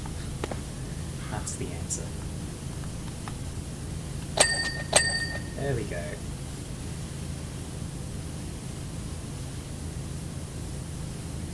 This roller is still not clean. There we go.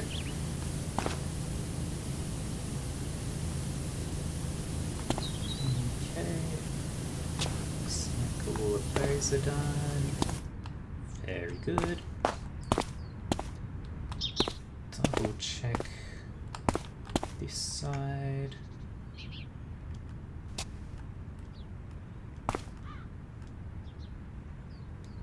Alright, I think the tracks are done. Can we start on the body?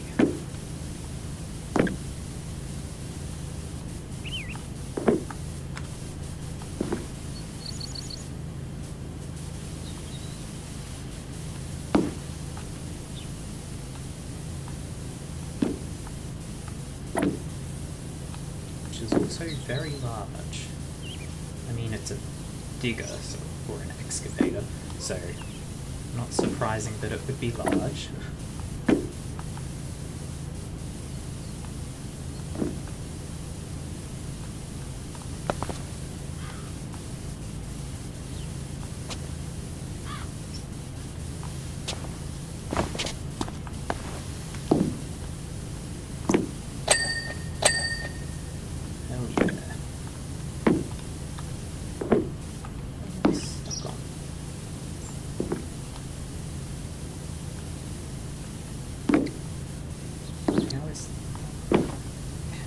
Inner rings not, or the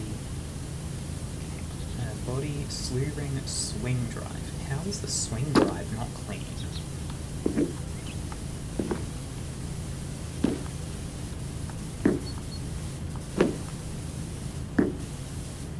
What have I missed? There. Oh god, big jump all of a sudden. There we go, got the drive.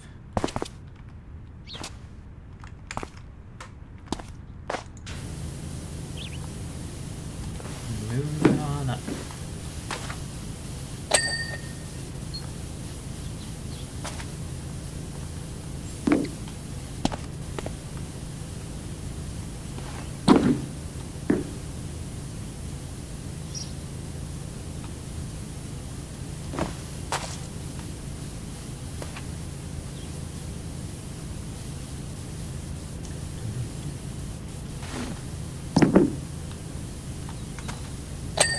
I guess before I go too much up, I should probably do the outside.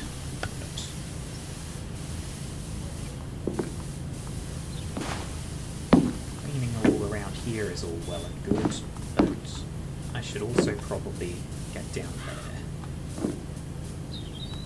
Let's get this railing first. There we go. The first thing I saw once I got my trowel into the ground was a tooth.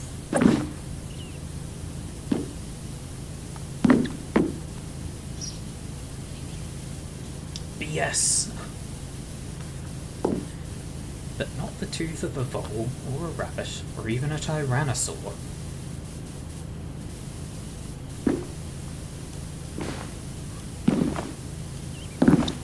Is it a human tooth? Oh, this was much stranger than even that. I don't know what you're talking about then, lady.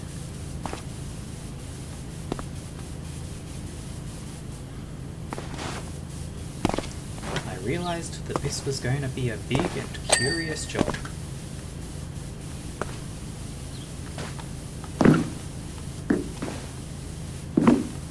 I don't know if this can, if anything that you tell me can wow me, lady. I've worked for aliens before. See you later, excavator.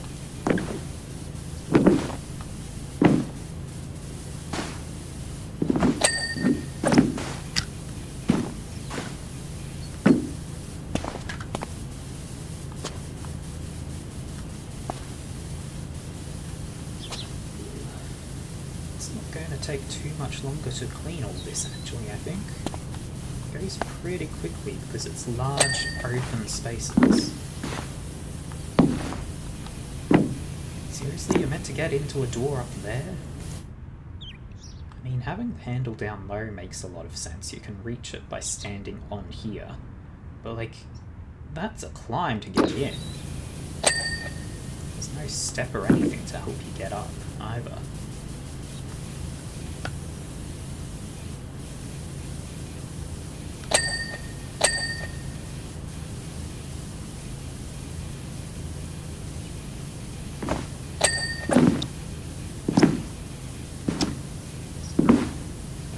To me your dirt. Allow me to clean.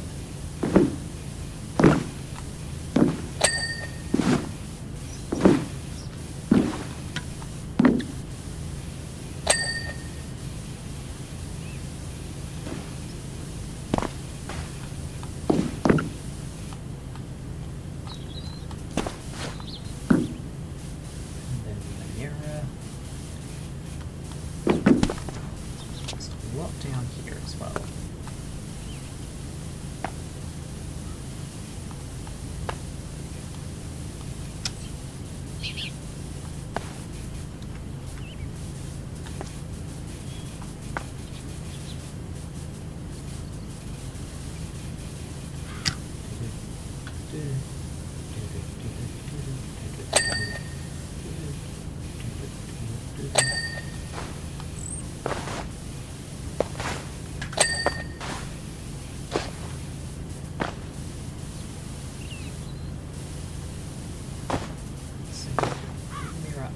Is clean, the wing mirror itself is not, and I think it's the top of it that needs it. Yes. Jumping powers. Stand on ledges that I should not be standing on. There we go. Now let's go up the reasonable way. Never mind, there is filth here.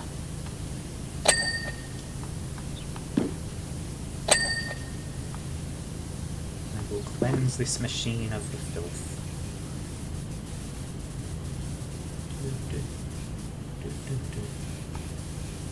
The arm can probably come last, I guess.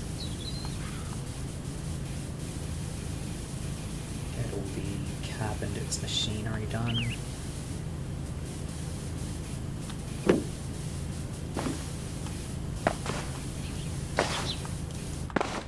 Step stool. Why can you not place there?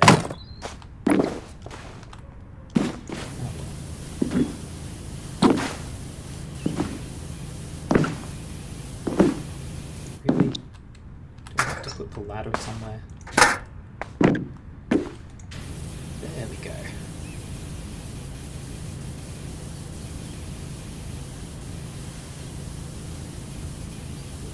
That's all I'm getting there.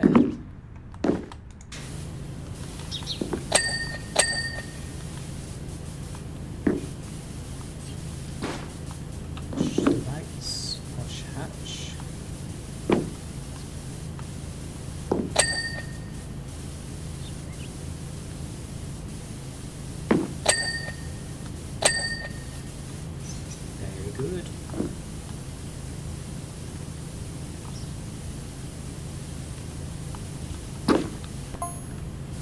After moving several tons of dirt, I revealed a huge pendulous arm.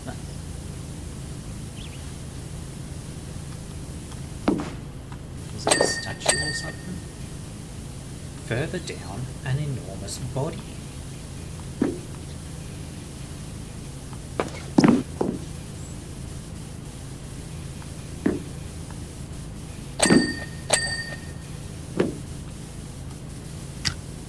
Many more tons later, and I'd managed to finally free the entire thing and pivot it out onto the road.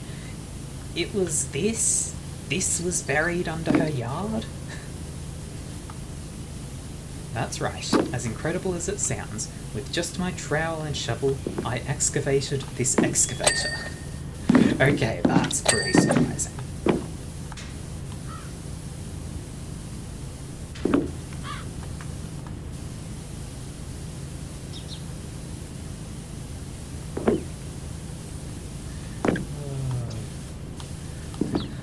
The devs for this know how to have a plot twist.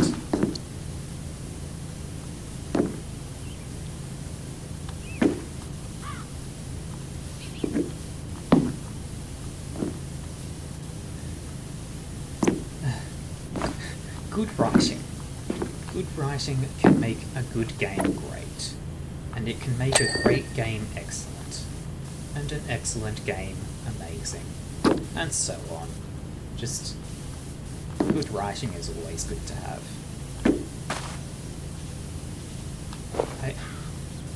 I've done development stuff, like I've studied game development, I've worked on my own games.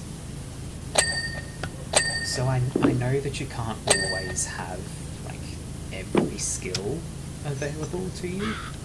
Can't always do everything. But when you do have everything, it just comes together so well. And these developers have everything.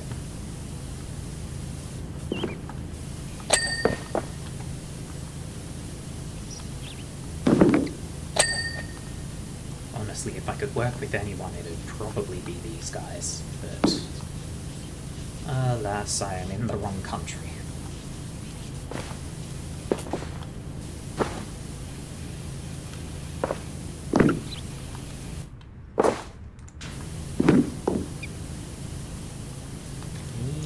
down there.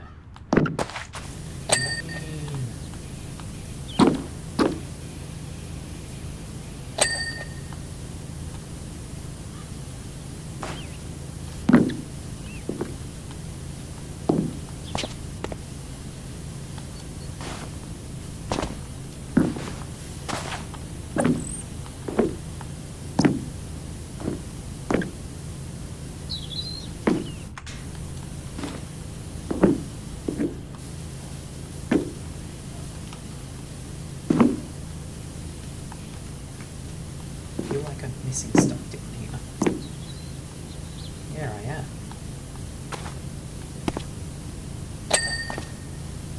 Okay, boom, hinge, boom. Boom, hinge, all done. Okay, I think from down here I've done the job. So then I need to get up.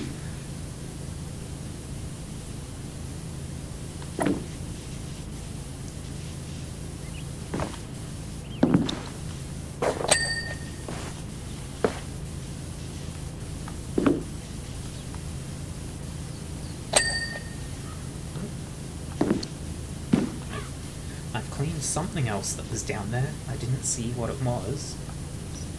I've also apparently not finished this main body, which I hate. Ah.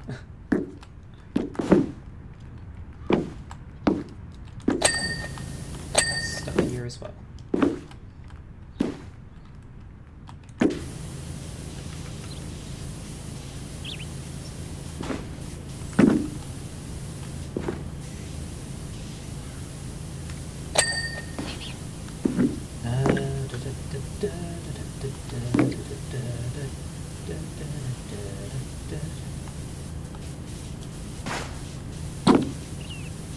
I don't really know how to go about making sure. Aha! I saw something down here. Could have sworn. Aha! In the gap there. Got it. The main body is clean.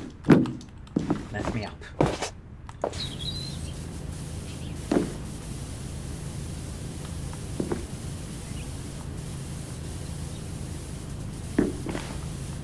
Maybe it would have been a good idea to clean one of the sides that doesn't have a bunch of pieces around. Just that way I'd be able to just do a broad area and know when I did this side that I'd be finishing it. But it's fine. I will just presume I'm doing a good job. And I'm not, I know.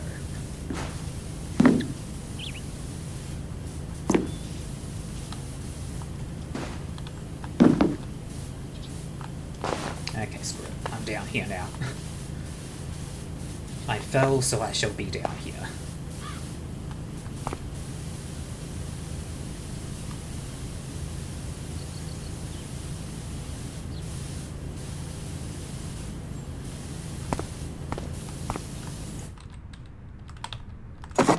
Out of the way. Also you.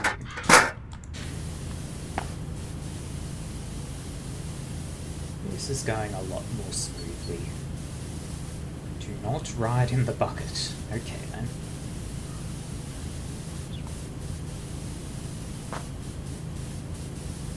And then down here at the bucket it will be a lot of finicky work to clean as well, I imagine, but that's alright.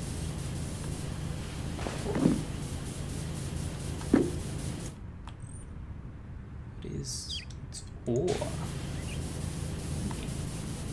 I think it's the same stuff that was on the grill in the main story, actually.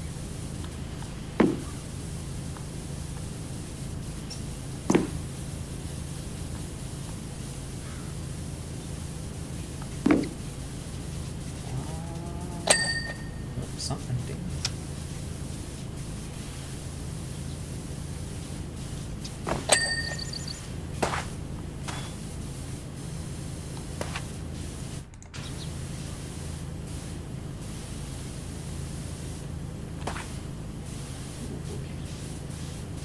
hydraulic stuff, cylinders, whatever. Linkage dog. What? Linkage dog bone? Huh? Linkage dog bone. Okay. Sure. Yeah, all these cylinders and such are probably going to be the hardest part, really. Many finicky parts, but cylinders are the worst because you can't always get a good angle on the side that you haven't done yet. So you've just got to dig around, I guess. Ha ha ha, puns.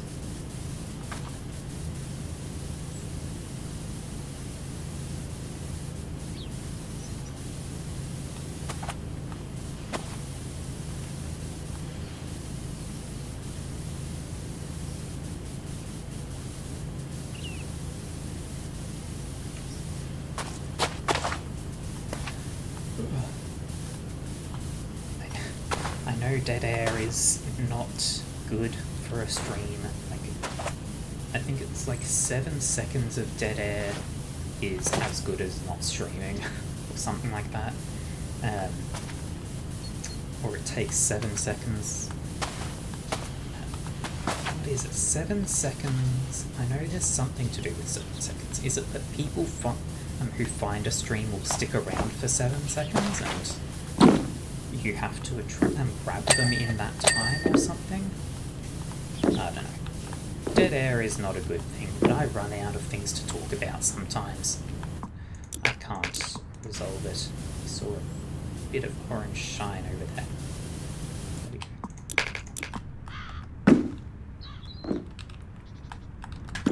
Come clean. This bucket is close to... there we go. Linkage dog bone. Bucket cylinder. This. There we go. And then it's probably all stuff that's up on top here. Seems like it. But how do I get an angle?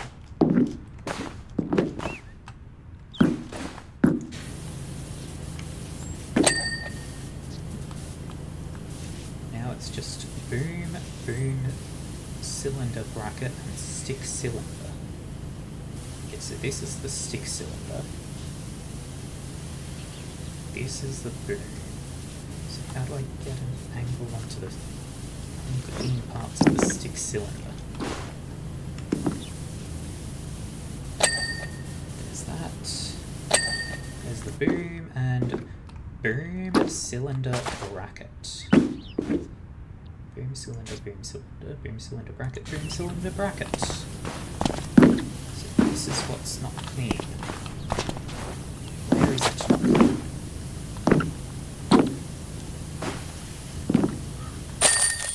Hey, got it.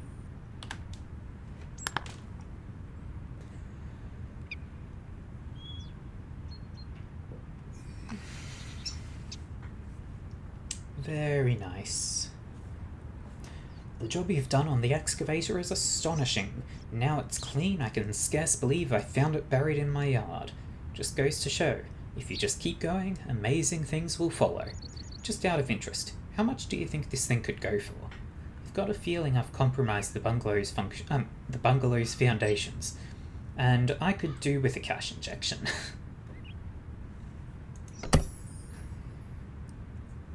Alright, so we're an hour out from the usual finishing time. But honestly, like I could do the paintball arena. I can start on the paintball arena, I guess. Welcome, PowerWasher, to the home of splattered dreams and bruised egos, the Muckingham Mustangs Paint Bowl. I'm sure this commission must come as something of a surprise. After all, what alerts you to the fact that you're entering the fray better than being surrounded by the vestiges of years of combat? I, for one, feel all the hairs on my neck, back, and shoulders bristle as soon as I see that minecart soaked in the misses of my enemies. But needs must. We have a score to settle with the detergento the Detergento Dragon Slayers, and for this, we're going to need a completely spotless battlefield. 100 shots each. Count the hits and the misses. One winner, no arguments. Okay.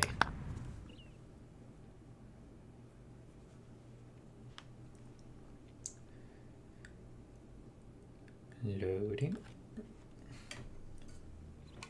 There we go. Water break. Remember to keep yourselves hydrated as well.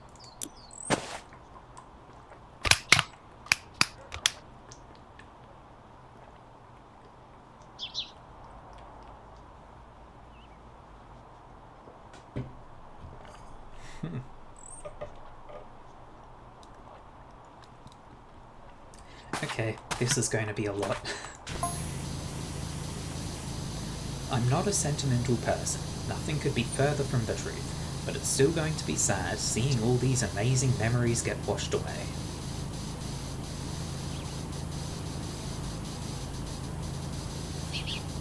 Do you want to hear some stories about them?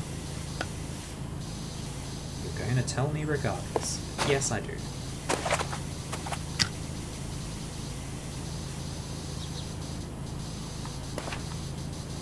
At least it all comes off quite easily.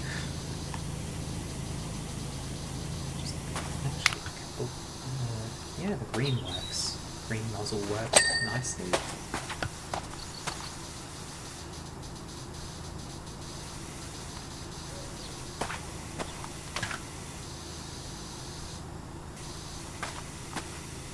So, if you haven't played PowerWash Simulator or don't know how it works, it's pretty straightforward with how it functions. Larger nozzle has a wider area, but it is less powerful. So some things that have particular strength to them may not come clean if you're using a higher angle.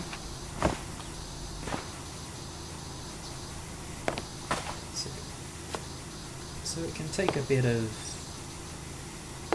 diversity. I'll leave the main exterior section for the last, I think.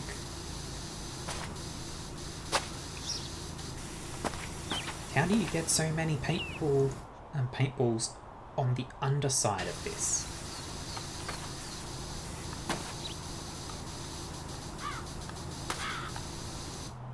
Yeah, it is, and it is all paintball. It's not just dirt.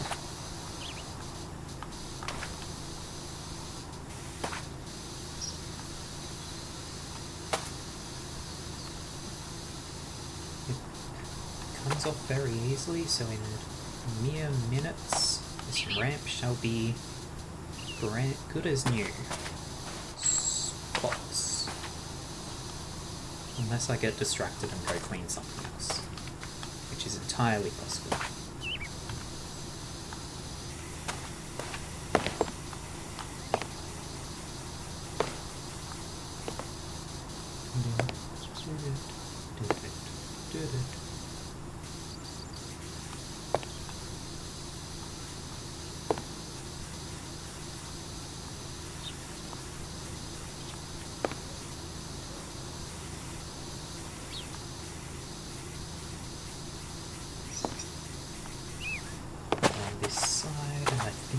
Be the ramp done, unless I've missed some spots, which I very well could have,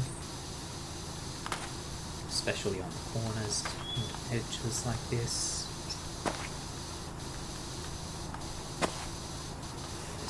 There's some edges along here that didn't get properly cleaned, and there.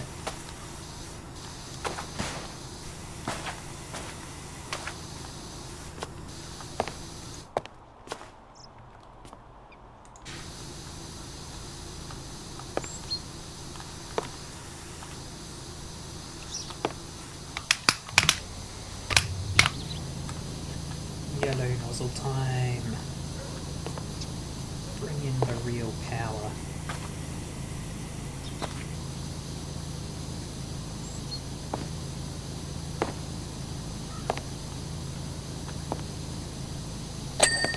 There we go. Got that red.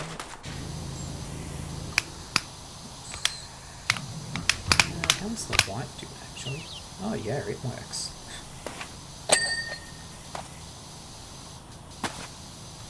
At least on the large surfaces where nothing's going to be too ingrained.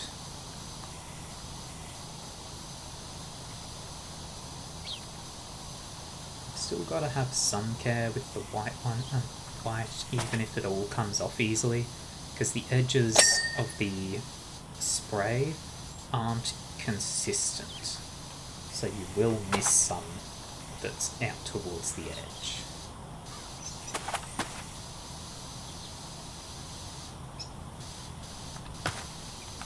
A bit more distance on it.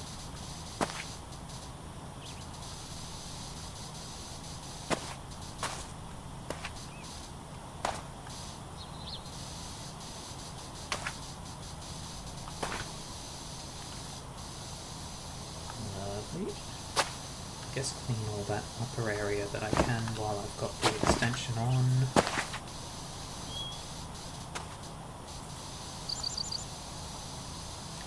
Fort Red.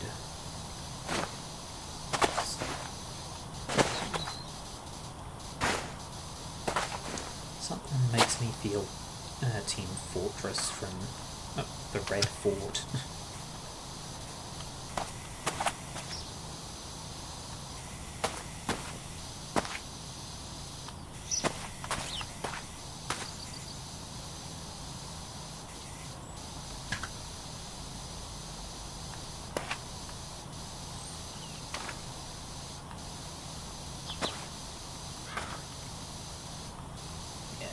So we can see that I'm leaving a lot of specks behind just by moving a bit too quick with this one, which can become a problem if you leave a lot of them behind and don't go clean them up. If you're close enough to being done, it'll ding and give it to you, but if you miss a lot of little spots, you're going to have to go find a lot of little spots.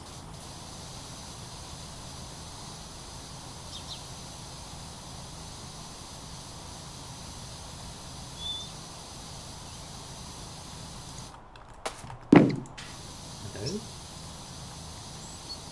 Does this ceiling count the outside as well? It's only like half done, so I guess it must. No, that's the roof. Yeah, that's Fort Red roof. Oh no, the ceiling isn't half done, it's the frame that's half done.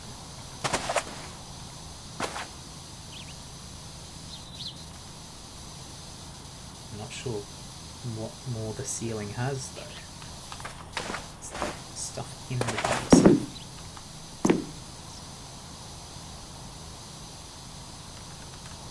Oh, there is.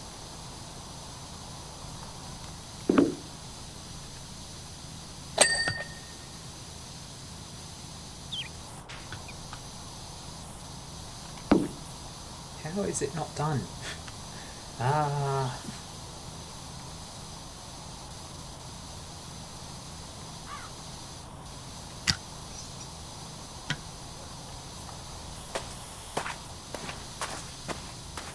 Is this something that sticks through on the outside?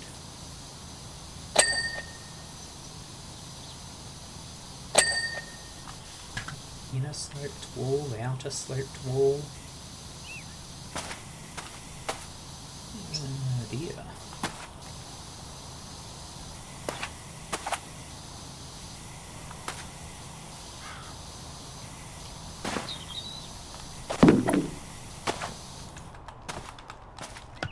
Here?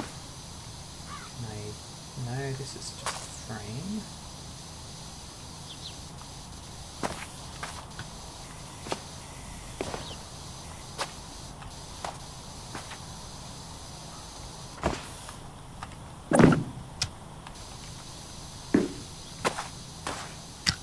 There's a tiny little edge where the ceiling doesn't connect to the frame. But that's roof up there. What?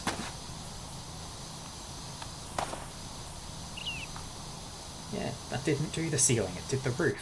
What? What? Ah! Confusion.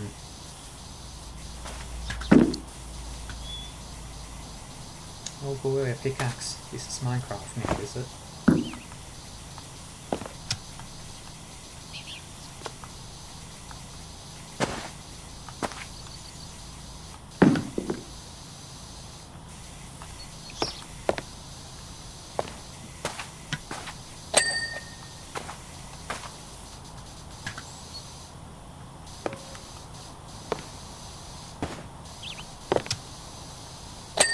Sloped ceiling. Okay, so it does stick out a little bit on the outside here. That's confusing. Not a wall cleaned.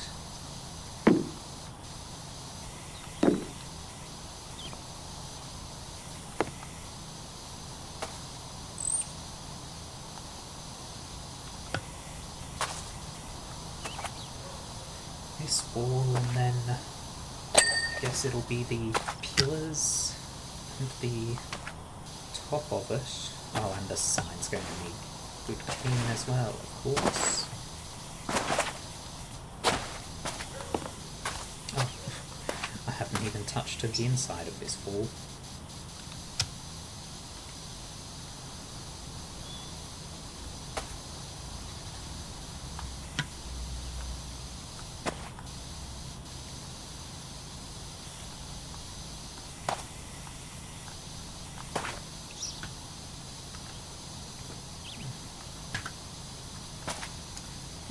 So, for anyone who finds this game interesting in the least, I would absolutely recommend picking it up.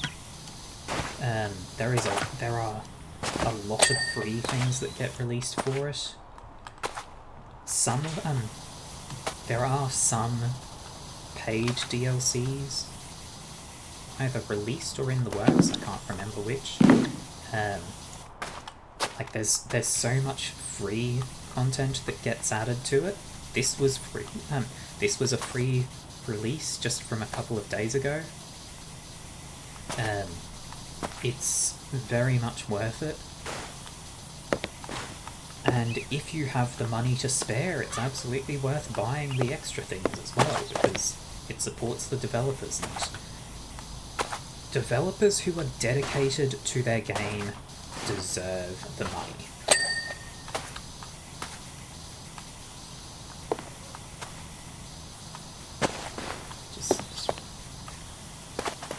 It's good to support dedicated people.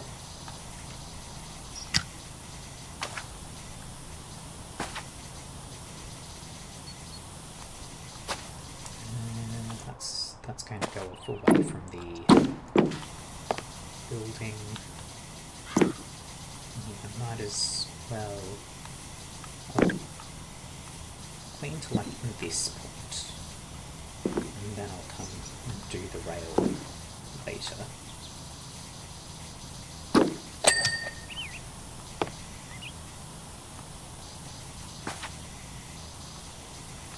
I thought for a moment I was blasting the wood paint off these and that they were becoming metallic, but it's just the water shine.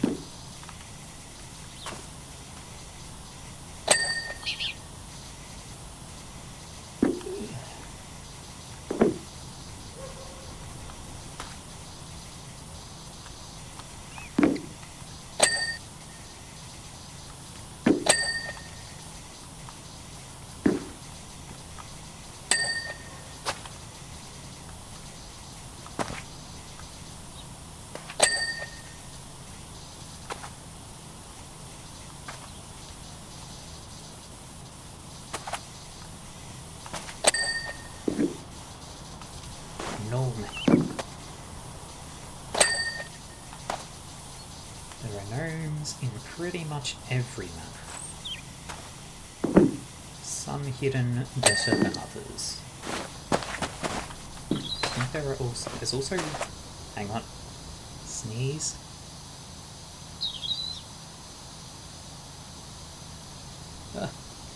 actually managed to mute myself for a sneeze for once. No, you are in the way. Yeah, I think there's one achievement to do with a gnome in one of the story mode levels. And other than that, they're just little Easter eggs that are spread around all over. Whoop. Let's do this spot first, then we can go back up.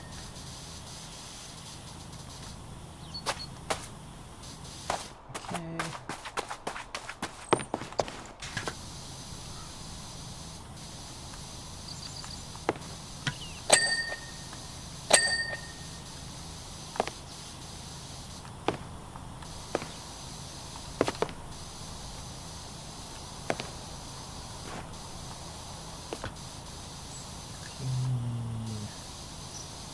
I do like that it comes off so easily. A lot of the levels you find it's so like strongly dirty that you don't even switch off the yellow nozzle basically.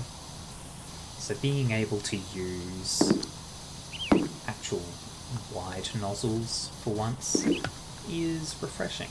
It's different.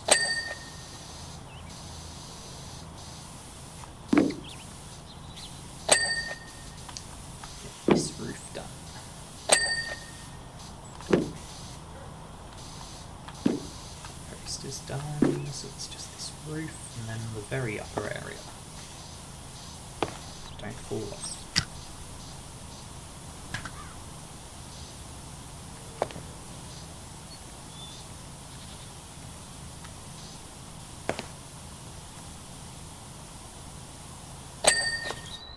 And up.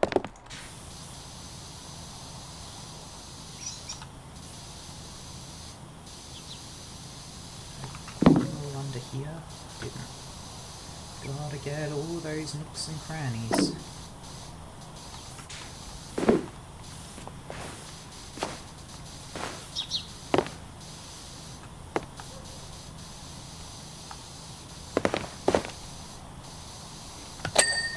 Check from every angle, otherwise you will miss stuff.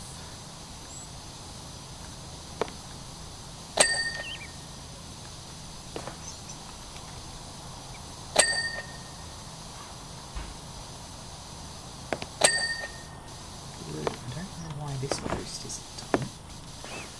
What have I missed? Hello? Where are you dirty?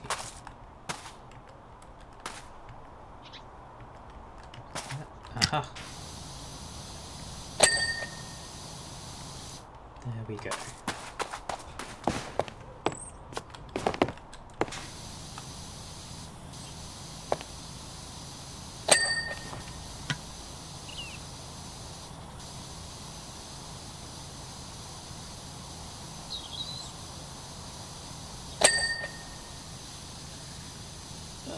It is very satisfying to just have huge swathes of space come clean like this. It's so much satisfaction to be gained.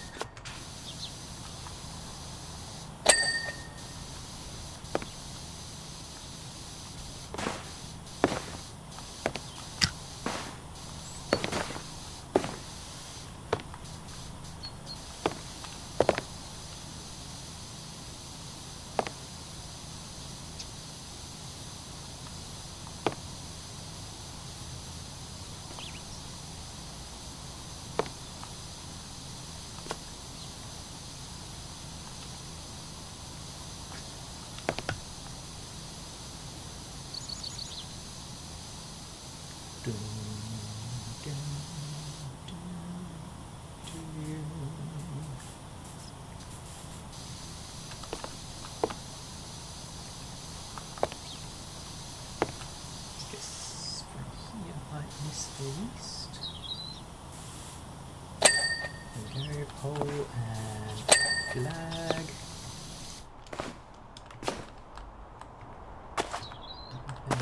Fort Red sign needs more.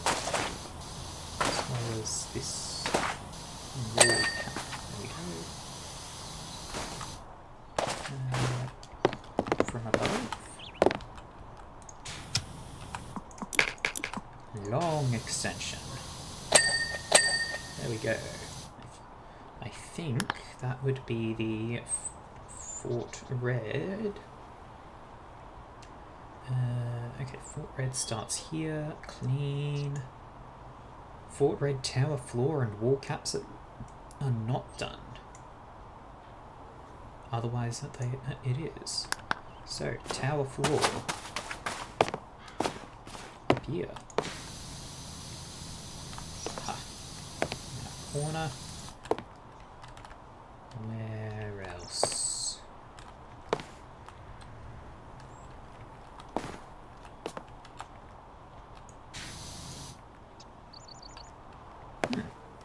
Having to search real hard here.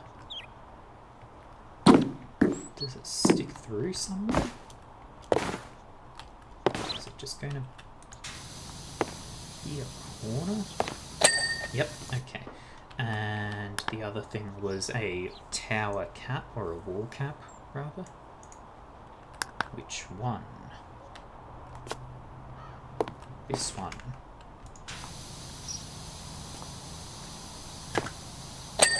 There we go.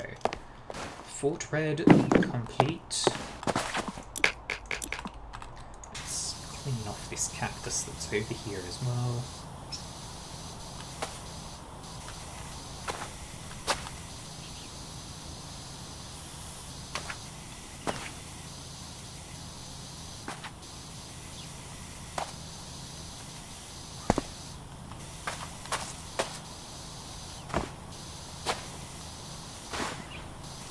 How are you not cleaning it? Come there. Where have I missed? Top edge? Top edge. Okay. Do I do the rail cart or more obstacles? The rail cart, yes. The cart rail would be better. Yeah, let's do obstacles first, I guess. Obstacles? Cover? Yeah, probably cover rather.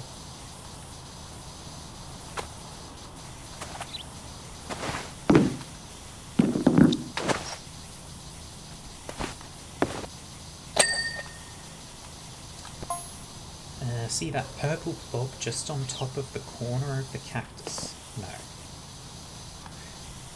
How does a cactus even have a corner? They're round. It's probably my favourite splat here from back when we were the Muckingham manticores. Well, it's gone now, I think.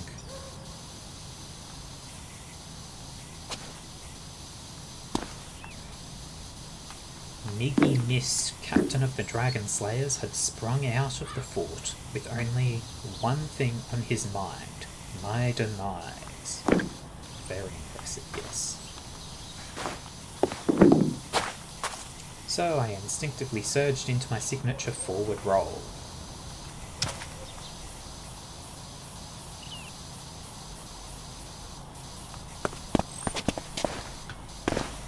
Split second later, his shot was on the cactus whilst mine was a clean hit on the shin.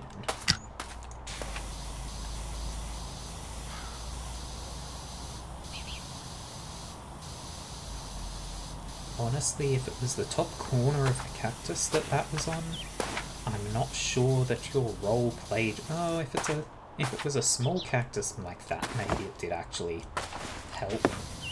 But if it was a tall cactus and they were hitting the top corner of it, then I don't think they would have hit anyway.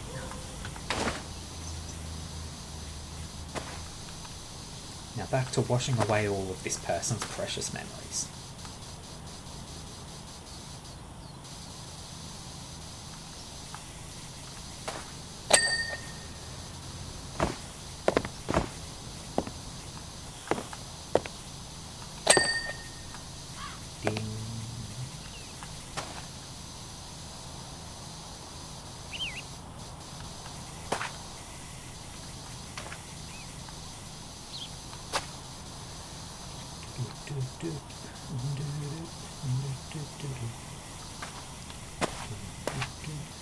It is pretty to look at these paintball splatters though, even as I wash them away. The artists that actually made this game must have put so much work into the textures. Or maybe they didn't. Maybe they had some sort of technique where they could just splash paint and dirt down and it would work. But, like, look at this. It looks good. I mean, as good as a mess of paint can look.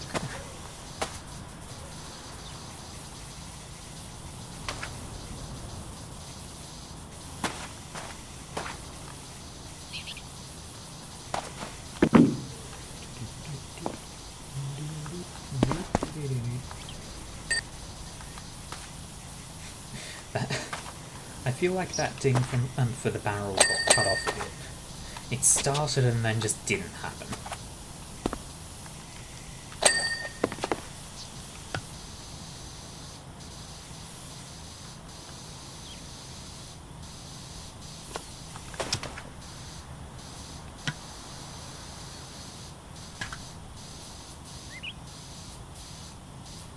Fort blue, fort red, and victory's mine.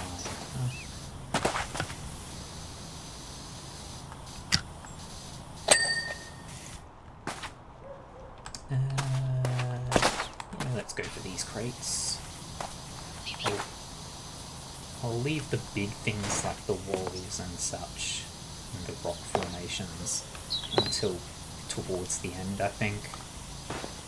Because they tend to just be a lot of walking.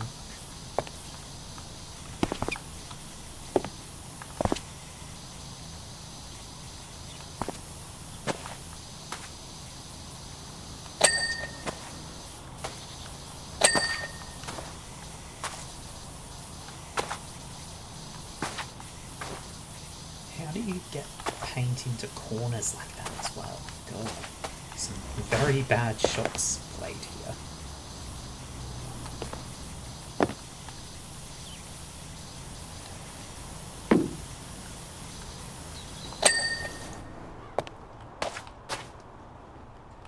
So that's all the props on that side cleaned.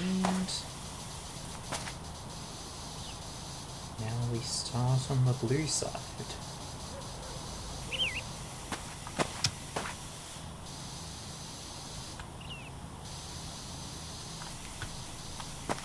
Very nice.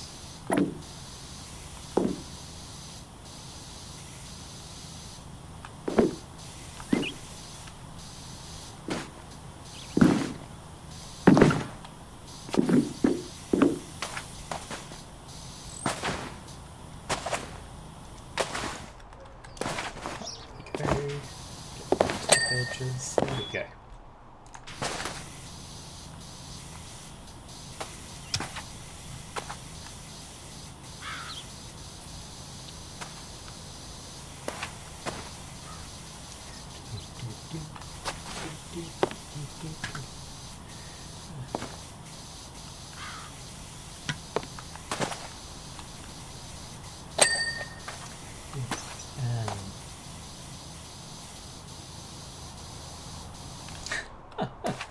Red rules someone has dragged and painted on. Okay. That's not just cleaned off spots. It could just be a cleaned spot. Yeah, I guess they've just written red rules into the paint on there.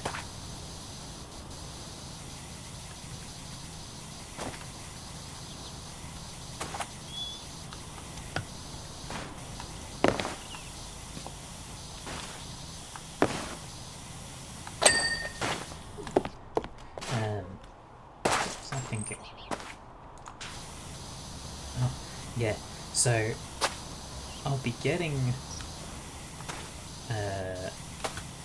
Baldur's Gate 3 today, and installing it.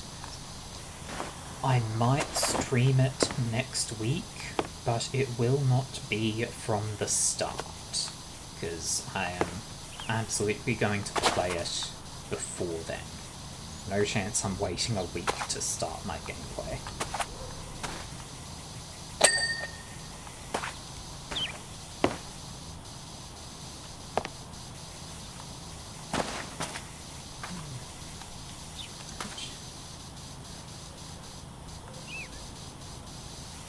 Yeah, I guess for VOD viewers, by the time this goes up, I'll already be playing, I imagine.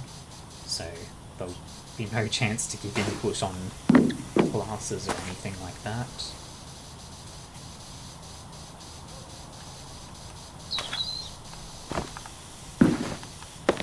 But, well, I guess I wouldn't really take that much input anyway, because I want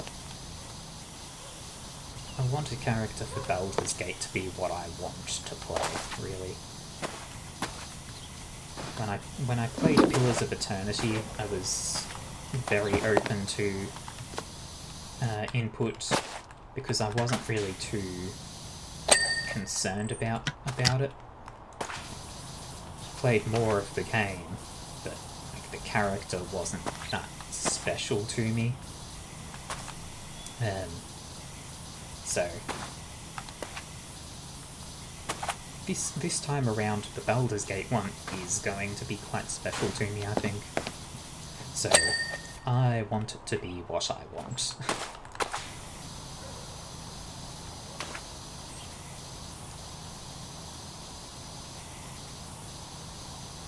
Wagon wheel.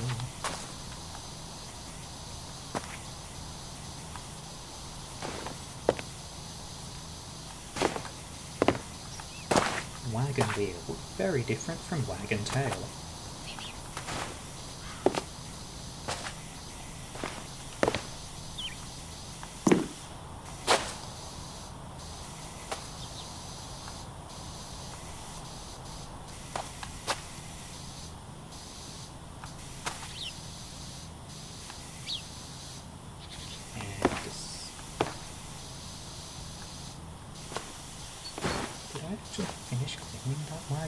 Or did I just walk away from it? I'm going to have to go check in a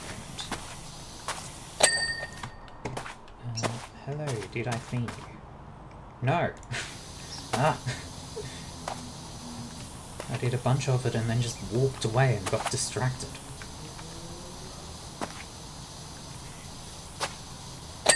There we go. Ah! I don't think I even have, like, ADD or anything like that. I just have a bad attention span. Truly a dog at heart. I'm going along doing something and then squirrel.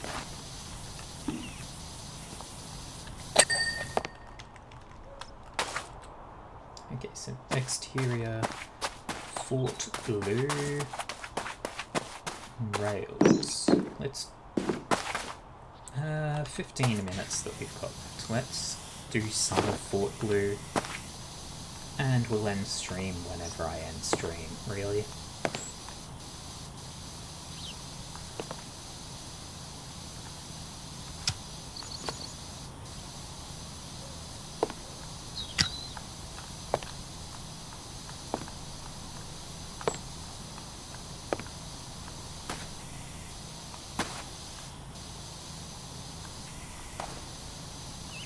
I feel like paintball is the sort of thing where people would get so competitive about it that they would look at these two forts, work out what isn't symmetrical and what advantages can be gained from that, and they would use that to decide what team they want to be on.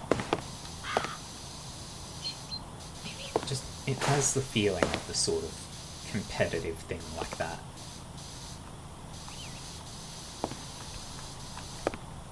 never been interested in such things myself. Just competition isn't really something I care about that much. I've played competitive board games and such. Most board games are competitive, but I don't concern myself that much with winning them, really. I play them and it's fun to play. I don't care if I win or not. It's more so important that everyone is having fun.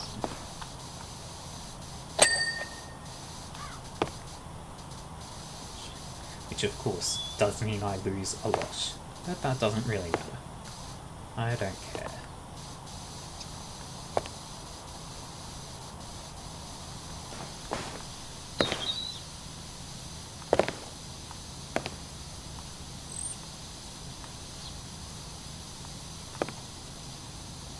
Slow down a bit.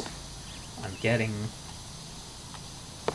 jitters, I'm going to call it, where I just swing back and forth real fast. But I've got to slow the pace down some so that I can actually make sure it does the job.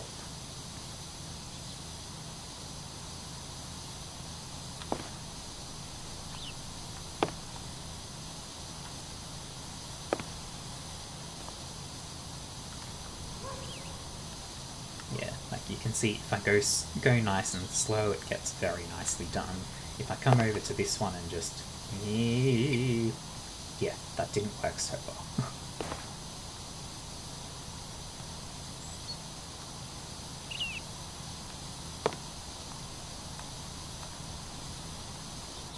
The pool still isn't done. What have I missed? Going to be a spot in a corner, I guess. There we go. This one has 2 ramps. Huh.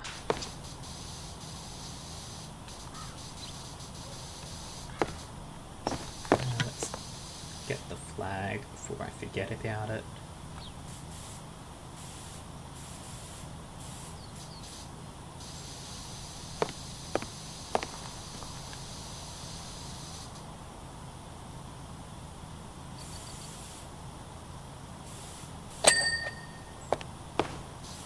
And the flagpole.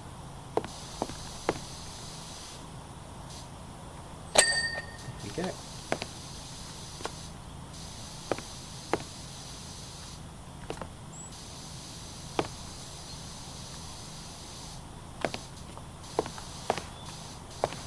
Just trying to clean off this top area, I think.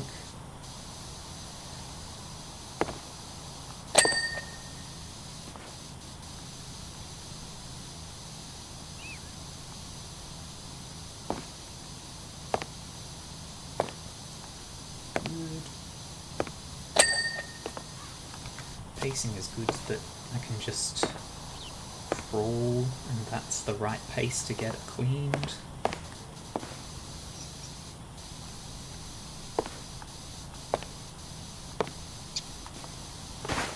Okay, that's going to have to be cleaned from this angle, because if I'm down on the ground or even an upraised position down there, I'm not going to get the top of it.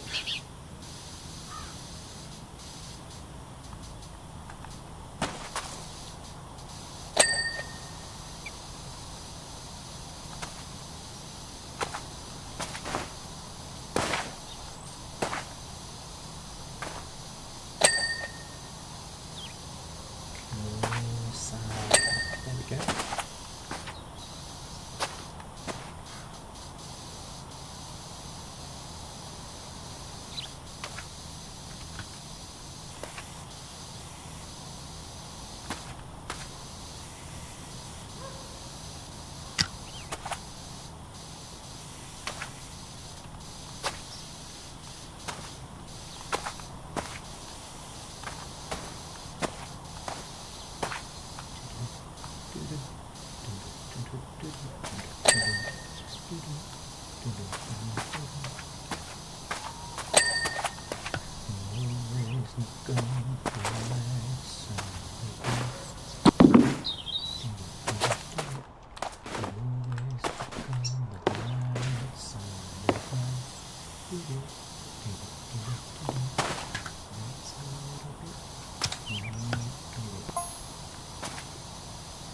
Had so many epic encounters with Mibby.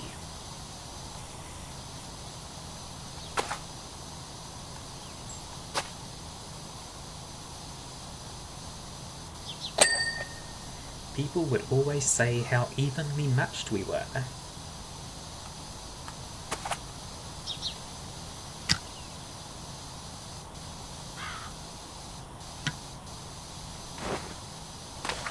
It's incredible how many times it might end up with just the two of us left, battling it out. Sure.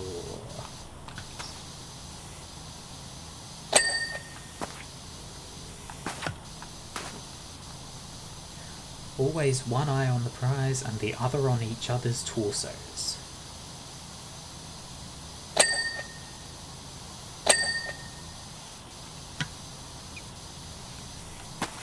I feel like they were flirting.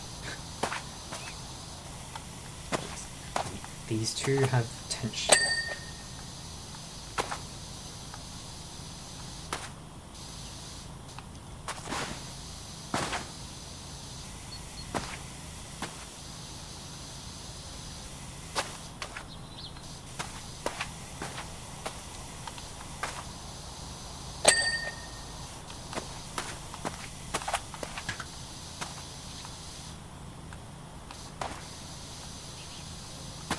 We've actually made a lot more progress than I thought today. If I hadn't done the excavator, we'd probably be finishing up the paintball right now.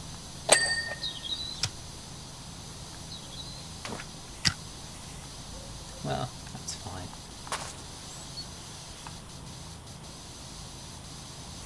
In the end, this game is not to finish, it is to relax.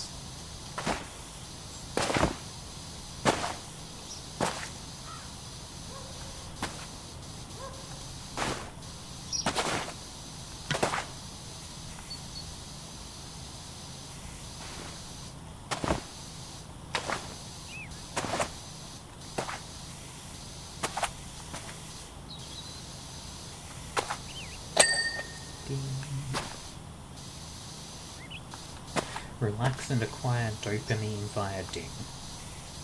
Dopamine? Is that the right thing? The happy chemical. I hope that's the right thing.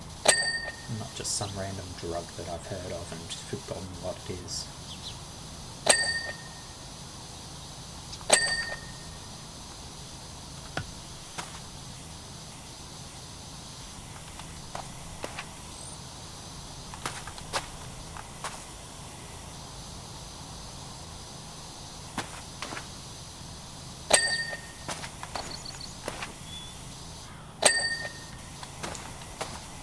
Very good. Many pillars done.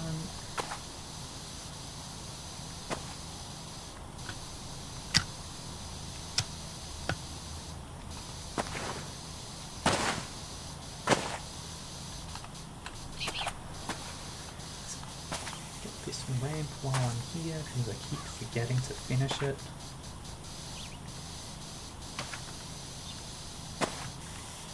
Underside.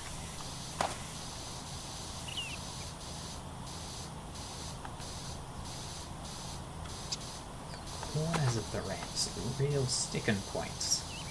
They just don't clean off very well.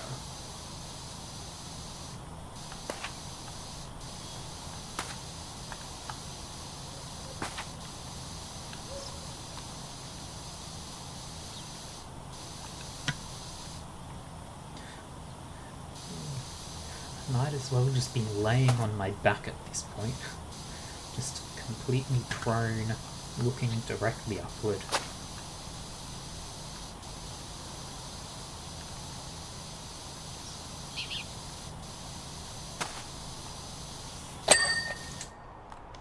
Hey.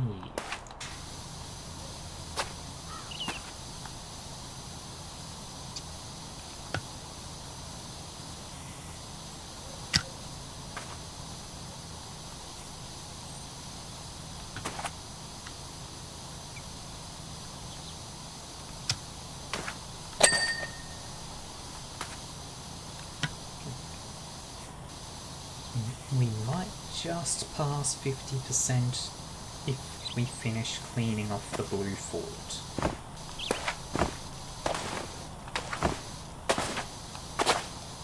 That's a knight.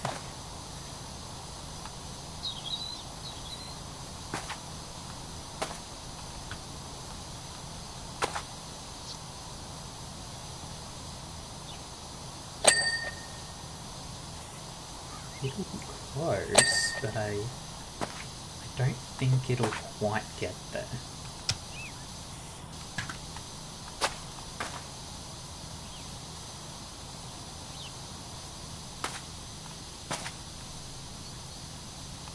It might do. There's still quite a bit to go.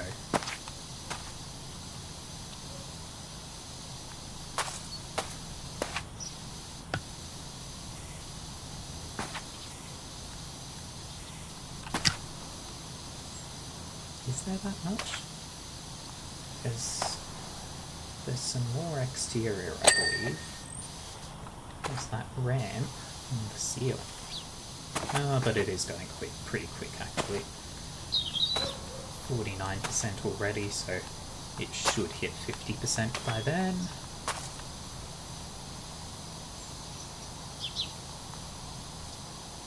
Ah, mech, hello.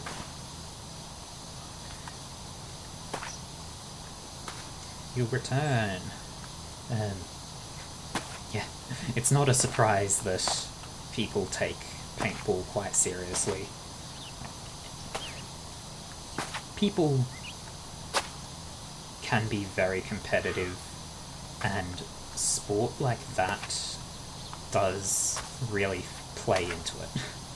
So having that competitive urge is probably what makes the game so popular.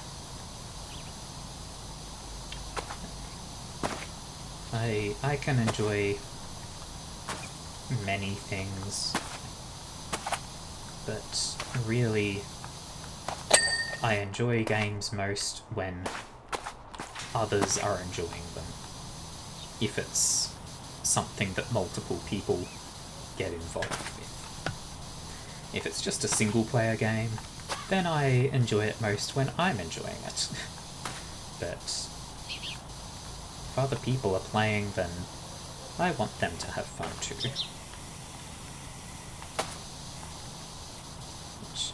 Which I guess is why I tend to play support roles in things. The first D&D character that I really got into was a cleric. God, I'm getting words wrong today. Could have played a paladin actually. But a decent support. But I really got into my cleric, because that's just what was going to make people have the most fun. Having a support that could bring out the most of everything. And that's not with being relegated to heal bitch either. I did much healing, but I did much support and damage as well. But I knew that a support would be useful, so I went with cleric. And when my cleric eventually died, I went with a warlock and realised, we don't have a support anymore. This is a problem. We've been in 2 fights now since the cleric got replaced, and it's gone very poorly both times. There's a large crate that I haven't finished. Over here. Where are you, dirty?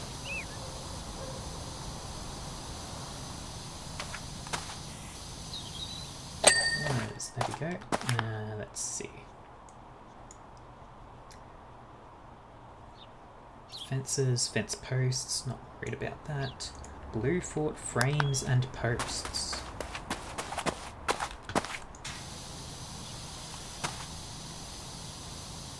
That's probably an above thing. Yep, top edge.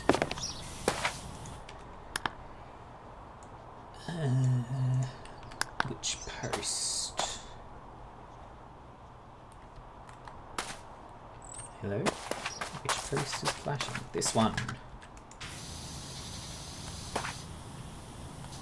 I'd have to get it from the top. Nope. Is that blue fort completed? No. Outer walls and 2 window frames.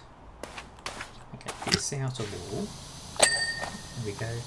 And then this window frame isn't done.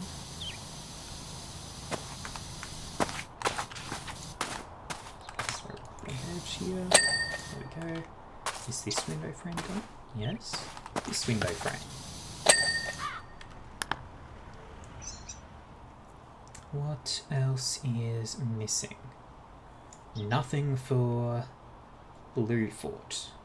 Okay. General store, general store. Minecart I didn't finish. Shock and horror.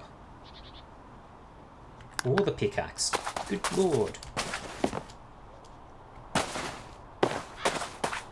I am a disgrace.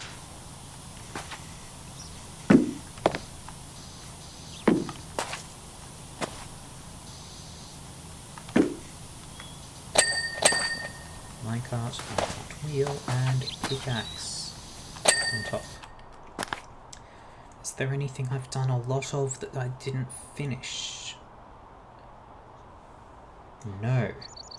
I've done a third of the mine tracks, a third of the mine track sleepers, but other than that, no.